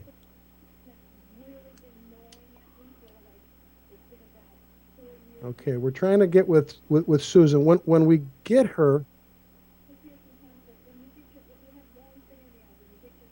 okay, she's listening on the computer and it's delayed. So that's where, if you can call, if you can, is she on the line? Producers, men and women there. Does she have a telephone line? Lines open. Okay. Well, Susan, we're going to have to get back with you because. Hello? Okay. Maybe Susan can call back. She was listening to her computer. Again, if you call in, make sure you shut the volume on your computer all the way off and just use your telephone. Lorraine, you said, and when I said the word intuition and I said the example, you said that's exactly what it is. Okay, so if you say that's exactly what it is, it's to a higher level for some people. Is that Right. what you're saying? Right. Think of it as if you learn to play an instrument. Some people can do chopsticks on the piano, and some people are, Chopin, Mozart. Okay. What do you think? And, okay, well, hold this thought. You said you don't believe in coincidences. I happen to be, by coincidence, reading a book that kind of talks about that there aren't that many coincidences. There's somebody upstairs like making decisions and kind of pulling the strings. What do you mean by when you say you don't believe there are coincidences? Well, I do believe that everything happens for a reason, but sometimes that's just not obvious or evident at the moment. And then later on, sometimes we figure it out, sometimes we don't. But I don't believe that there's anything just by chance. Like that lady, the example of the story that you said, she just got this overwhelming feeling. I don't think that was a coincidence that she got that feeling. And then obviously later on, her reaction was valid and validated because those people went on to injure another person. Unquestionably. I mean, I know this person well, and it's a true story. There's no embellishment. It's not made up. And it literally was an intuition. So that's an interesting point. Where do you think that comes from, Lorraine? I mean, this is what you do. You're active in this. When this cancer patient had this intuition, when other people do, and when as you say, some psychics, they're Mozarts. They're really high in tune with that. Do you believe there's a God, there's a spirit, there's a creator, or is it just the way the world works? No, I think there's a higher power beyond us that helps us through the adversities that we and challenges that we experience. So I do believe that there's something, a higher force, a higher power, whatever you choose to call that higher power. But I do believe there's something out there that helps guide us, and that this isn't just for laughs and giggles. That we're here for a purpose, and that's why we're here. I work with law enforcement frequently, and I love it when the officers or the troopers or the detectives start talking about a particular crime scene, and they just had that feeling, even though it had been gone over, had been looked at, something pulls them back to just look one more time. That something bugs them and bugs them and bugs them, eats at them, until they go back to that one site or that one piece of evidence, and lo and behold, something new trips on that case for them. Interesting. Now, I mentioned a magazine, a publication, NYPBA. Am I correct? Is that New York Police Benevolent Association magazine? Yes, it's called NYBlue now, and it's the New York Police Benevolent Association, their magazine. And what did they talk about in that article? They actually, the woman that was interviewing me wanted to know about some of the police cases that I've worked on, and it was set up like a question and answer format, and it was pretty good. They got a big reception from it, and I just thought it was a lot of fun doing it. I don't do police work for the publicity or notoriety. I do it because it needs to be done. What kind of cases have you been called in on to help? Most recently, there was a missing person in New Jersey about 2 years ago. He was 59 years old, and he was missing. He had taken his German Shepherd puppy out for a run in the park, and it was in the winter, and he didn't come back. The fiancée gets a knock at her door and opens the door, and there's two local patrolmen with the dog, and they said, "We found the dog running at large and bring him home for you." And she said, "Well, where's the fiancé? Can I use his name, or is that a no-no?" Oh, no, feel free. Go ahead. Okay, his name is Robert Poyer. And they went back to the park. They couldn't find him. He was a local businessman. He had a couple of things happening. He was involved in a heated litigation and a lot of business deals that he had done over the years that didn't go well. So he had people who had angst and animosity against him. So they really thought that there could have been foul play involved. So after about 5 or 6 days of him being missing, no trace, the fiance came to me, to my office. She brought me his jacket and a photograph of him. And when I touched the jacket and the picture, I immediately knew he was deceased. I couldn't find him, his vibration on this plane. I found it on the other side. And then when I asked him what had happened, he showed me the dog got off the leash, went running across. There was a little bit of snow on the ground, maybe 3 or 4 inches. Dog ran across the field, open field, what he thought was an open field. And the dog was a young dog, so he was about 40 pounds. He was only maybe 9 or 10 months old, so he wasn't full grown. He was about 40-ish pounds. And the dog ran across this open field, what looked to be a field with a little bit of snow on it. When Mr. Poyer ran across the field, it wasn't a field, it was a pond. And there was not sufficient ice to hold the weight of an adult man. Tragically, he fell through the ice and he drowned. So when the fiancé took that information to the state police, they sent the team in, divers, and they did locate his body under the ice. And you're the one that got that information to the police? The fiancé did. But through your info? Yes. Well, you gave the name. That's very telling. That's very interesting. That says a lot for you. Lorraine, we have Susan back on the horn, as they used to say many years ago. She's on the phone. Susan, can you hear me now? Yes. Can you hear me? I can hear you. Susan, you sound like you're sitting on top of my computer. It's so clear. Susan, you have a comment or a question for Lorraine? If you do, shoot. I do have a question. Lorraine, this is Sue Thom, and I'm going to give you a hard one for this show. But I've been having a lot of physical and mental difficulties, and I just wanted to know if you could foresee me coming out of this by using the tools that I've learned over the years, or if I'm just a goner. No, you're definitely going to come out of it. You mean mentally and physically? You're coming out of it for sure. Did you have some blood work done? Because I'm getting it feels like a fibromyalgia condition. Yeah, you've been saying the fibromyalgia, but the doctors have never mentioned that, but I did just have blood work. And my white blood count is high, my lithium is high, my kidney is low, and I just feel like I've had it. And I just want to know if I have the gumption in me to get back to who I was, or if this is just it. No, I think you absolutely can. I think you do a lot of meditation, and I think you might want to try, if the doctors aren't able to identify the condition, try some acupuncture. Okay. Get some balancing with acupuncture. That should level you off.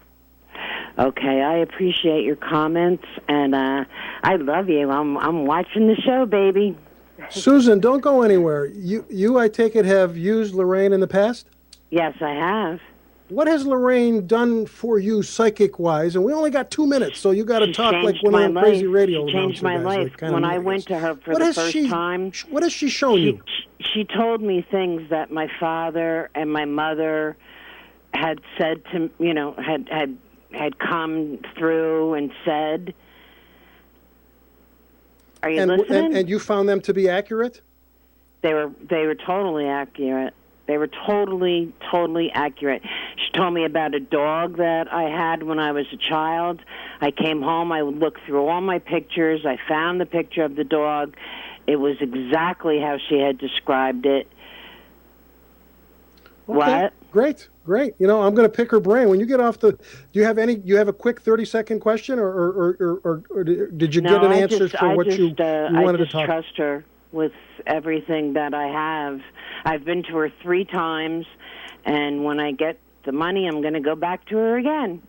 Okay, sounds good. Susan, we got to go to a commercial. Thank you very, very much for calling and telling the folks your experience, and hopefully she gave you a little help with what you might be going through now. So I appreciate you calling. Ladies and gentlemen, we need to take a commercial. So I'm gonna pick Lorraine Moore's brain just a little bit more about what she feels, how you get here, how these psychics Again, we have skeptics. She says be a skeptic. There's nothing wrong with it. But I want to get her side of the story. So we're going to continue to pick away at her brain. So do not go away. Stick around. We'll be back very, very shortly.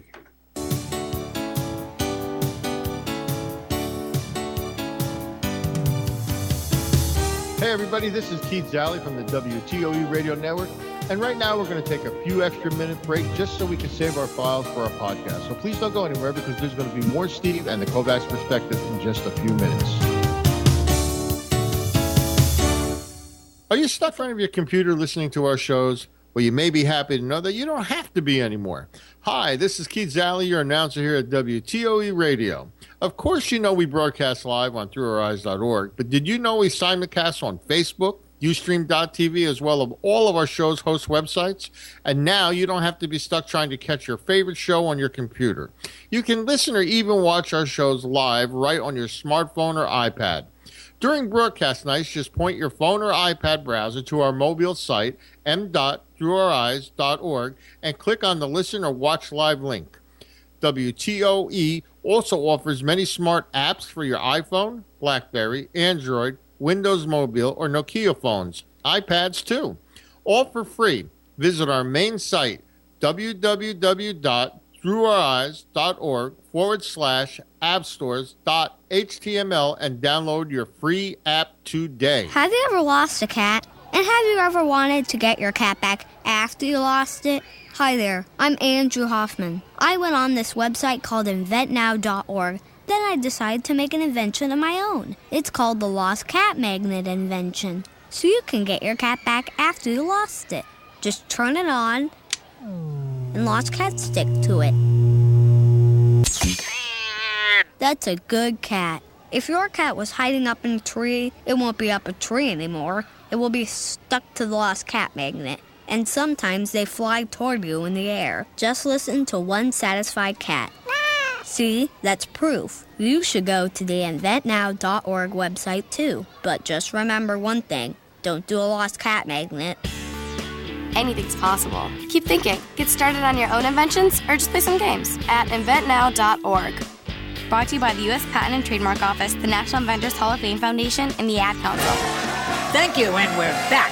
You know, when it comes to fighting crime, he's never going to roll over. He's McGruff the crime dog. Roll over. You're okay, Joy. Thanks. And I got 2 words to make your neighborhood safer. Uh-huh. Coffee cake. Ah, the old poison coffee cake trick. The cook takes a bite, falls down to the ground. No, it's for your neighbors.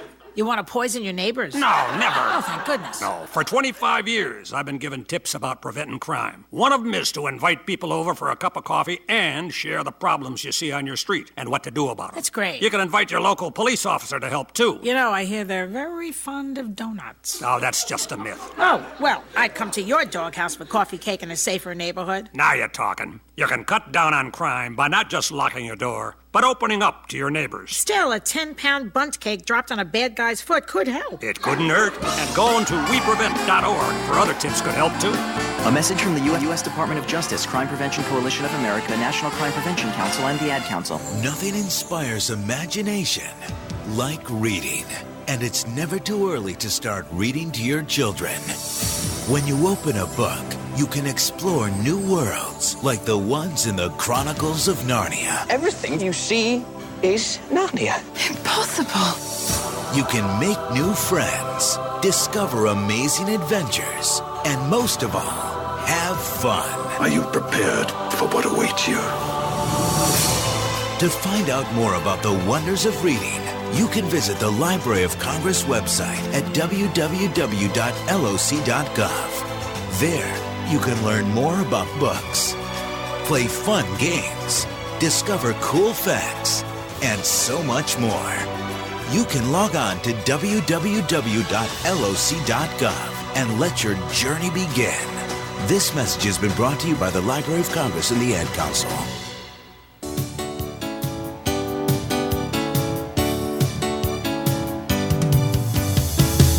And now back to the KOVACS Perspective.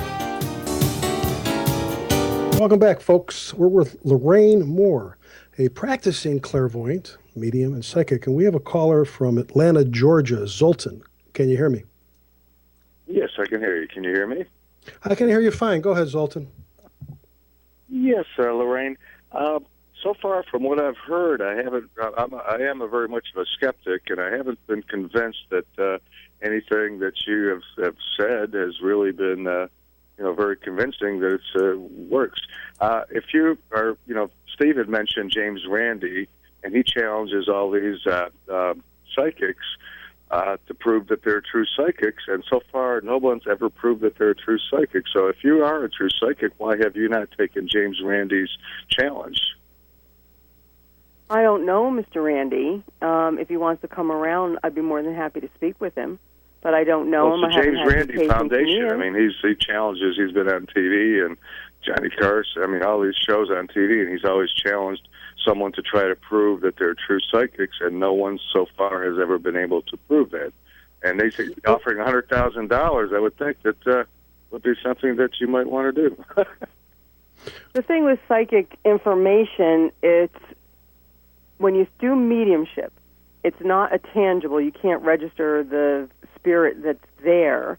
It's the information that comes through that's validated by the person I read for, and that's how that works. I think with that amazing Randy, I think he's looking for more like magic acts. He wants things to disappear in thin air and do things of that sort. So I don't know that he's really looking for proof that people could actually do that. Anyway, I'm pretty much a skeptic. I'm an atheist, so it's very hard for me to even think that you could speak to that person. Can you tell me anything about myself without me telling you anything, without you fishing for information from me? Well, with you, you actually do have a lot of writing skills, and I keep seeing you being published. That's not it right at all. I haven't written anything ever in my life, so... Well, you anyway, do have a lot of writing skills. From what you've said, I haven't seen any really. What kind of proof besides that one? I think you said that one thing about the police department that you helped out there. What other kind of proof do you have that you actually have this psychic abilities? Well, I have more cases that I worked on that we can discuss. That's not a problem.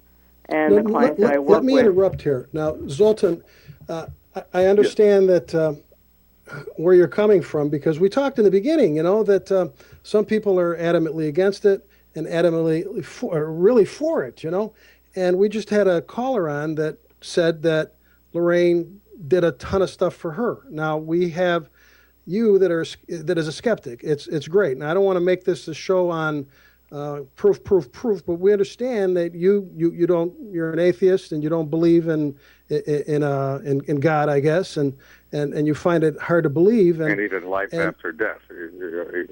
So there's no right. spirit. So it's we understand where you're coming from, and I appreciate in a way that you bring it up, because there is a certain segment that feels just like you.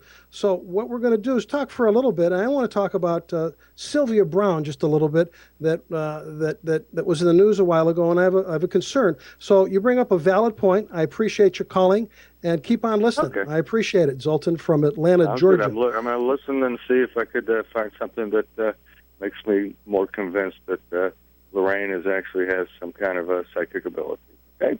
Thank you. Well, and have a yes, great I understand that, but that's what we're here for. We're here to try to get her side of the story. So give us the opportunity to go for that. But again, let me say it again. I appreciate you calling, and keep on listening, my friend. Good.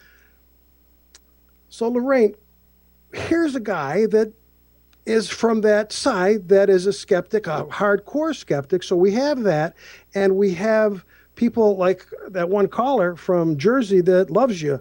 What about some of these psychics that, in my opinion, have really caused a problem, like Sylvia Brown? Did you hear about what happened with her and a guy by the name of Castro that kidnapped a number of women in Cleveland, Ohio? And apparently one of the relatives of the kidnapped girls went to her on Oprah, one national television show, and Sylvia Brown told that mother of one of the kidnapped victims that, I see that your child is dead. Well, her child wasn't dead. She was rescued about 3 months ago in Cleveland, Ohio.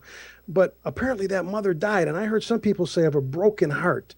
So 2 questions for you.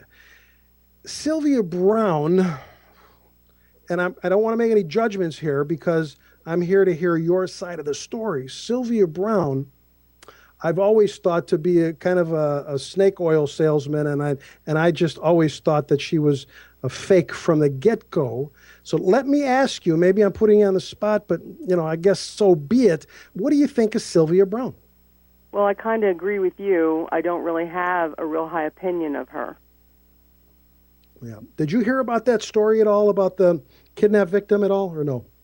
I did. I had heard about that. And psychics are not 100%. I don't think there's any profession, anybody that's 100% on the planet.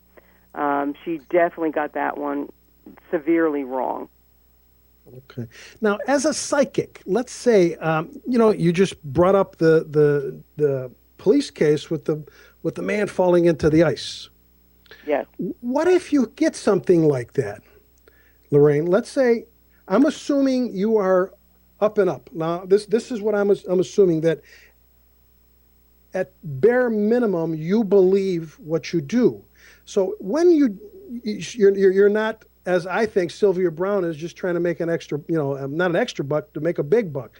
So I'm assuming that you believe what you do. So Lorraine, what if you get somebody that comes to you like that relative of that missing individual, and you see and sense and feel, or are told, however it works for you, that the person's dead? That's a big leap to tell someone. Do you have to be 100% sure in your mind, or how do you work that yourself? For me personally, yeah, I have to be 100% sure. And then I always err on the side of caution and frequently pray that I'm wrong with what I'm seeing. When I do see something that's where foul play is involved, I really prefer not to give the details to the family members that come to me, because I've had situations where I have enough reputation with different law enforcement agencies that they take me for who I am.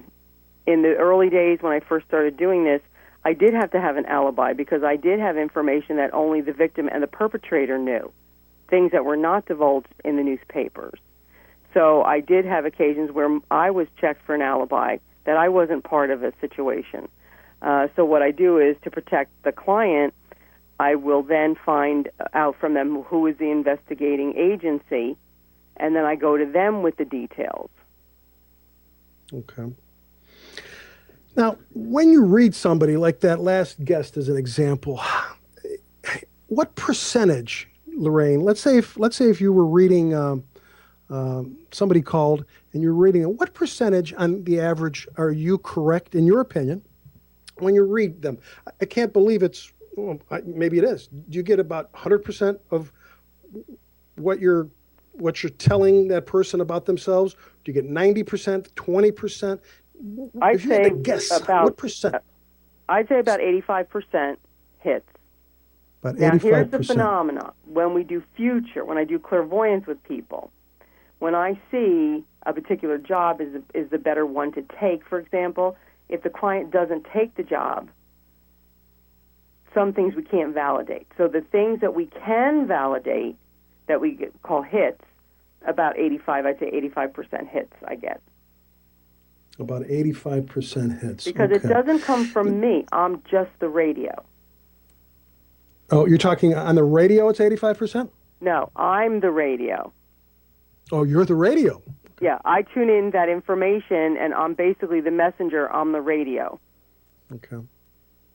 How did you start seeing this stuff? Did you start feeling weird, or there used to be a joke on television, on radio, I see dead people. I don't want to make light of any dead people, out of respect for the people that are hurting about it, but tell me, when did you start feeling that you had something going on inside you? As a child, I would see people like you and I who were solid, and then I would see people that I could see through. They were semi-transparent. They weren't really solid, but they were people. They looked like real people, but I could see through them. And I was a kid at the time, and we had a dog in the house, and I would watch these apparitions walk across the living room, and the dog's head would follow them, and my head would follow them, but nobody else in the house would see them. And I never paid attention to them because I was raised, you don't talk to strangers. These things never spoke to me. They didn't wake me up in the middle of the night, rattling chains or anything like that you see in the scary movies. So I never saw anything that I was afraid of. When I was 10, my grandmother passed away. And shortly after she died, she was one of those semi-transparent people, and I could see through her. But I would speak to her because that was my grandmother.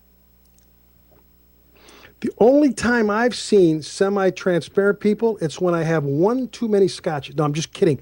We're going to get back with more of your how you started to feel this, but we have another caller on, and her name is Karen, and she's calling from the state of Ohio. Karen, can you hear me? Yes, I can. Karen, shoot. What do you have to say to Lorraine or ask Lorraine? Go ahead. Hi, Karen. Hi. I'm not sure I'm a skeptic or I believe. I'm just kind of a middle-of-the-road kind of a person. I've been to mediums in Lilydale. I've been to psychics, and they tell you very general things. And one time I went to a psychic, and this was years and years and years ago, and he told me that I had a great sorrow in my life and something that changed my life. And I'm like, no. And he said, I see a lot of people with the initial R in your life. And I'm saying, no. And consequently, my husband passed away several years after that. And all of a sudden, years later, and not too many years ago, maybe 2 or 3 or 4, something hit me like a ton of bricks. And it was this medium or psychic, I think he was, and he told me, or I realized that what he said to me was the great sorrow that I had that was that my husband passed away. And the people in my life with the initial R, I have R's all around me. So and that kind of made me believe, yes, maybe there's something to this. However, now I'm not so sure. What I'd like to know from you, that's my experience, and I wanted to relate that to you. But what I wanted to know is, like, family and friends that are passed, that have passed, do they try to communicate with you in any way, or only through a medium or a psychic? How does that work? Well, they can connect with you directly. They don't need to go through a medium necessarily. Just depends on how good of a receiver you are for the information. One of the most common occurrences that people have with an encounter with a loved one who's crossed over is during dreams, where you'll have a vivid dream of seeing that loved one with you. So that's one of the easiest ways for spirit to come through to let you know they're around. The other way that's very common, if you ever take pictures and you see these orbs or spheres, and it's not a reaction from your flash on your camera, you can catch an image of a spirit, but they're not going to look like people. They're going to look like a ball of light or an orb. So there are little things that you can see that everybody can do. Do you believe that, or can you, like this psychic that I went to years ago, can you see into the future? Yes. You can? Wow. That's interesting. I thought it was only that you communicate with somebody that has passed over. I wasn't aware that you could see into the future at all. Yes, I can. Okay. Karen, you asked some real deep questions, and I appreciate them. Do you have anything you want to ask personally from Lorraine? No, I really don't have anything at this time. Okay, but your thank you, Karen. Yeah, your questions were great. Thanks for calling, Karen. I got an email question, and it's kind of, Lorraine, hey, you're a psychic. It's the person to ask. That someone wanted me to ask you if you know who Teresa Caputo is. But that's all I got. Oh, the Long Island medium. Okay, I have no idea. Is she good, bad, or is she in trouble, or is she a big shot, or what? No, she's wonderful. She has her own television show, and people love her, and she's done wonderful things with the people she's worked with, and she's good. She's really good. Okay, yeah, somebody just said, and is great. So yeah, somebody apparently likes that person. Okay, so you saw you actually saw, I hate that, I mean, I'm kind of smiling when I say this, but, you saw dead people, I guess, right? When you were a little kid, and then you got a little bit mature, and in your opinion, you started to figure out what all this stuff meant a little bit, huh? Right. So when I was a kid, I would get clairvoyant episodes as well, where when I was about 8 or so, I'd say to my mother spontaneously, Uncle Eddie's coming over. That was my mom's brother. And my mother would look at me and she'd say, no, your Uncle Eddie's not coming over today. And sure enough, 10, 15 minutes later, Uncle Eddie pulls into the driveway. Interesting. So my mother discouraged this because she didn't like it. She was fearful of it. So it was actually discouraged in my home. Okay.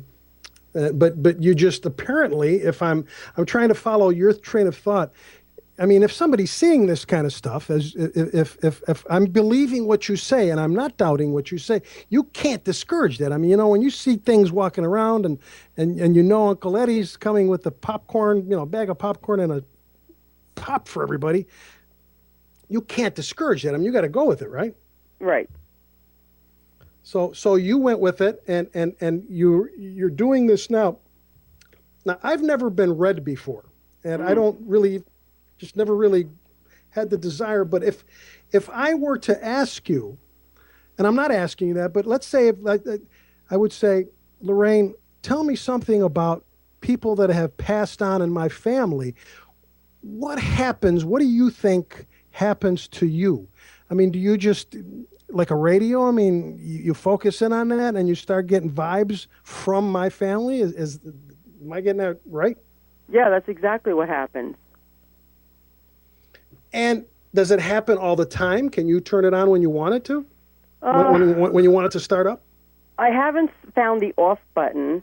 It's on all the time, but it keeps it down to a dull roar. So when I work with clients, that's when it's just like a constant stream of information that comes through. All right, I'm getting people asking, I'm getting emails and instant messages saying that I should get some kind of reading. Can you tell me with my little headphones on? I don't know if you see me where you're at, Lorraine. I can't. Can you tell me anything about people that have passed on in my life, loved ones? Any words of wisdom or anything anybody might want to say? Well, I'm picking up that your father's crossed over. Your father's deceased? No, my father is still with us. Then is this your father-in-law that's passed? He has passed, yes. Because I've got the father vibration that's very strong around you. And he was very meticulous with his cars because he keeps showing me immaculate cars. Okay, my father is ill now, but he's still with us. He's been going through a lot of hospital stays and medical care. No, I'm talking about your father-in-law. Okay. I really did not know very much of him. Anything else come through? All right, so we're not going to work with him then if that's not somebody you know a lot about. And I've got mom vibration. Okay, what kind of vibrations?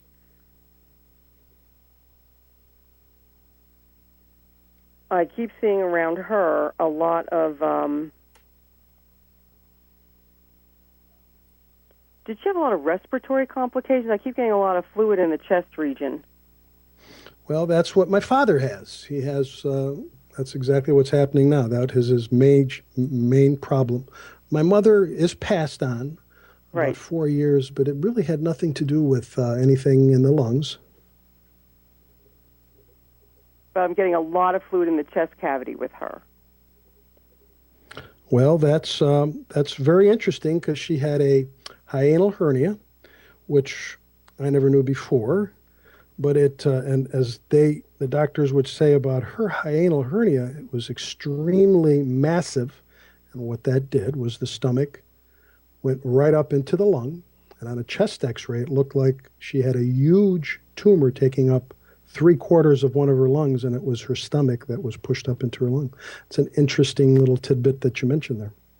So that's what I'm getting around her. She's very strong around you.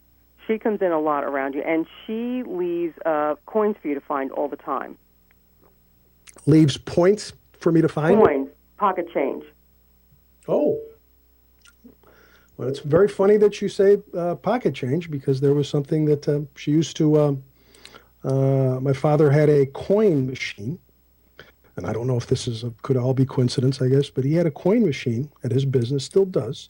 Not a coin machine, a pop machine that you'd put coins in. And he would bring them home. He'd always bring them home, and my mom would always give me the change. Yeah, He'd say, hey, don't still chew doing it up. that. But I just rolled up a roll of quarters, so that's kind of interesting. So that still happens around her a lot with you. She does that with you a lot. And she likes to ride shotgun in the car with you. I'm sorry? She rides in the car with you a lot. So do you find yourself thinking of her when you're driving? Because she seems to be around you when you're driving. Boy, she better put her seatbelt on. You should see the way I've been driving lately.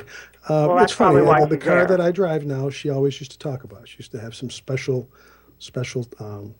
comments about it. Which Yeah, that's probably why she's so close to you when you're in the car. I'm sorry? That's probably why she's so close to you spiritually when you're in the car. You need a little extra help. Okay. I probably do need a little extra help. I've been slowing down, but and I'm an ex-cop, Lorraine. So any ex-cops listening, and we have a producer that is listening, sometimes we speed a little bit because sometimes there's professional courtesy. So, but I try to slow down. Anything else? Well, that's what I'm getting with her. And your uncle on your father's side is passed as well because he's very strong around you. Yes, he is passed. Yes, was my favorite Is he uncle. a godparent to you as well? Because he chose that uncle plus to me. No, he wasn't, but he was my favorite, probably my favorite relative other than my mother. So. All right, that's where the plus comes in. Sometimes when they say uncle plus, it could be a godparent or a favorite uncle, just as you said. He's very much around you. And was he in military service? Because he keeps showing me uniforms. I don't believe he was. No, I do not believe he was. What was the uniform he had? Well, I don't know what he had, but my father was just given a... What was he given? He just had the defense minister of Hungary give him some kind of award and congratulations because of his outstanding military service during the Second World War, and that was a real big deal for my family in Europe that's still there. So, and that's where my so uncle then died. the uncle's referring to your father, not himself. Could be. Very interesting things that you bring up. Very interesting. Now, we have a few more minutes left. How about pets? How do you actually, and correct me if I'm wrong, you say that you can go into a pet store, right? And I think you say you do this, and you can communicate with pets? I do. I'm the official animal communicator for the Cherrybrook stores here in New Jersey. And I go in and people bring their pets into the store, the ones that are able to travel all right. And they come in and they'll sit with me and I'll let them know what's going on in their pet's head. And I had a lady come in who had a beloved cat of hers. She brought her kitty into the store for me to talk to Kitty. And this is a woman who is from a very affluent area. The cat has a wonderful home, very wealthy woman, and she wanted to hear what her beloved cat had to say. And he was, just giving me things that he was happy with. So she asked me, what was going on? Was there anything that he wasn't happy about at the house? And I asked the cat, and Kitty told me, well, he didn't like it so much when he got locked in a closet. And the woman was absolutely horrified that I had said that her cat had been locked in a closet and was very angry that I had said that her beloved cat would never be locked in a closet. And she left in quite a huff, and I was not feeling good about that, to say the least. The next time I was in the store in Cherrybrook, she came back in, and she told everyone that when she went home, she was so upset that she told her husband that this animal communicator had said Kitty didn't like it when he was locked in the closet. Well, husband got beet red, and he had to admit when his wife was out shopping or out to lunch with the girls and he was trying to get work done on the computer, Kitty would try to climb on his keyboard. On occasion, he's had to put Kitty on timeout in the closet. So you got it right, and the husband probably got no dinner and got messed with for a while. And now I'm her new best friend, so she loved it. She loves me. She sent all her lady friends to me with their animals, so we have a lot of fun with that. Now, you're from Jersey, right? New Jersey? I am. Now, when these cats talk, do they talk with a Jersey accent, or am I... No. I'm just kidding. So you're saying you can actually communicate. So if I flew you out from Jersey, and flew you to Ohio, I have 2 German Shepherds. Mm-hmm. And sometimes I have no clue what's going on in their mind. So if you sat down, you could like have a little kind of conversation with Buster and Missy and tell me what's going on in their heads? Oh, yeah. Wow. Well, I can tell you right now, Missy rules. Well, that's 100% true. Missy is the big boss. And Buster doesn't have a chance with her. She's got him completely under her paw. That's true. He loves it. And she is very telepathic with you. So I'm going to give you a little test, and your listeners can do this as well if you have pets at home. It doesn't work as well with cats. It works better with dogs. But what you can do is when you're sitting at home and I want you to think of either your dog's favorite treat, or you're going to take them out for a ride in the car, or you're going to take them out for a walk. Whatever their favorite thing to do is, don't make a move. Don't look at the object. Don't look at the door. Don't look at the treat jar. Just think it in your head and watch and see the reaction that your dog has. What will the dog do, or should we just wait and see? They should react to what you're thinking. So those of us that have dogs should, after we get off here, we should go to them and think of, and you say the treat is the best thing. Think of a treat. And then what kind of reaction should we expect? They should sit up and start wagging their tail, the exact behavior they do when you say, here's a treat, or let's go for a walk, whatever that behavior is that they ordinarily do. When you verbally say that, they should do it when you think it. Cool. And I work a lot with show dogs and in conformation and in agility trials. And a lot of my agility clients, they have to, agility is where they go through a series of obstacles and it's a timed event. And I'll have clients that come to me because their dogs are going off course or they're not staying on course. And the biggest problem I get from the dogs is they tell me that the handler, the owner, is too many steps ahead telepathically, so the dog will miss an obstacle because the handler, the owner, is on the next obstacle, not the obstacle they should be on in their mind. So the dog is listening to their mind rather than the verbal or hand signal. Can horses, can you communicate with horses as well? I can. I work with a lot of performance horses, dressage horses, hunters, jumpers, all different types of horses I go out and I talk to, see what's going on, who's got a problem, who doesn't get along with who. Lorraine, how can someone get a hold of you if they'd like to do a reading? You can look at my website. You can find me on my website, LorraineMoore.net, and it has the information. I have a lot of clients all over the United States and abroad. So they can contact you, LorraineMoore.net, and they can find out what it would cost, what you do, and times and all that good stuff, right? Yes. Okay. Before I sign off, because we've got just about a minute, I want to say to our viewers and listeners, today I talked to Lorraine Moore. She mentioned a name that she was involved on a criminal case. You can re-listen. This will be on a podcast in a day or two, probably 2. And you can look into what she's told us. You can listen to her and listen to my questions. Some of the serious questions, I had a nice time and I laughed a little bit and smiled. But I recommend, if you're on the fence, listen to this, listen to one side, listen to the other side. And the other side may be that amazing Randy and some other people similar to him. And make up your own mind, you know. Sometimes I find that people that feel they're not bigots, they're very open-minded, they sometimes are the more bigots. We must give the opportunity for people to be heard, even if you disagree with them. So what, again, I'm trying to say is listen, both sides, and have faith in yourself that you'll be able to figure it out. Is it real? Is it not real? It's the best you can do. I hope I helped you a little bit in that regard. Lorraine Moore, you were a great guest. I had a nice time talking with you. I appreciate all the guests from the South and from the East and from the Midwest. So, Lorraine, thanks a lot for being my guest. Thanks. You had a great time. Thank you so much. Oh, my pleasure. Hope to talk to you again. Ladies and gentlemen, second and fourth month of every month except July. We're taking off July. We need vacation. I need to get some sun in my face. I need to get some sleep.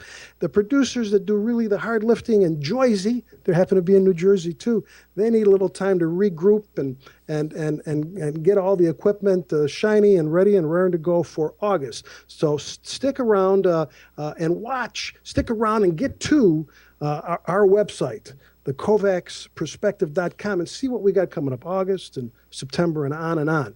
And shoot me an email at info@thekovacsperspective.com and tell me what you want. I'm here to do that for you. Great having you with us. Have a great summer. See you in August. Until next time, so long. The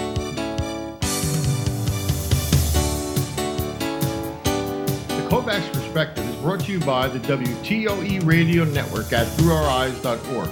All WTOE shows are available as a podcast. Visit our podcast page to learn more. The KOVACS Perspective was written by Steve KOVACS, directed by Tom Bendenwald Jr., technical director and audio engineer Len Azzarone, assistant audio engineer Lori Viscuso. For more information about the KOVACS Perspective, visit www.allsourcesecurity.com. All words, ideas, and comments expressed on the KOVACS Perspective are those of Steve KOVACS and not necessarily those of the National Federation of the Blind, the NYPBA Northeast New Jersey Chapter, or the WTOE Radio Network. Until next time, I'm Keith Zally.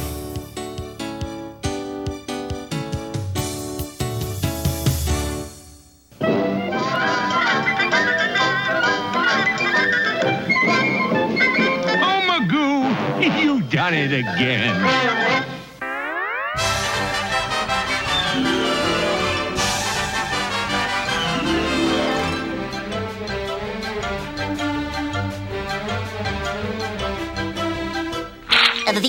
That's all, folks.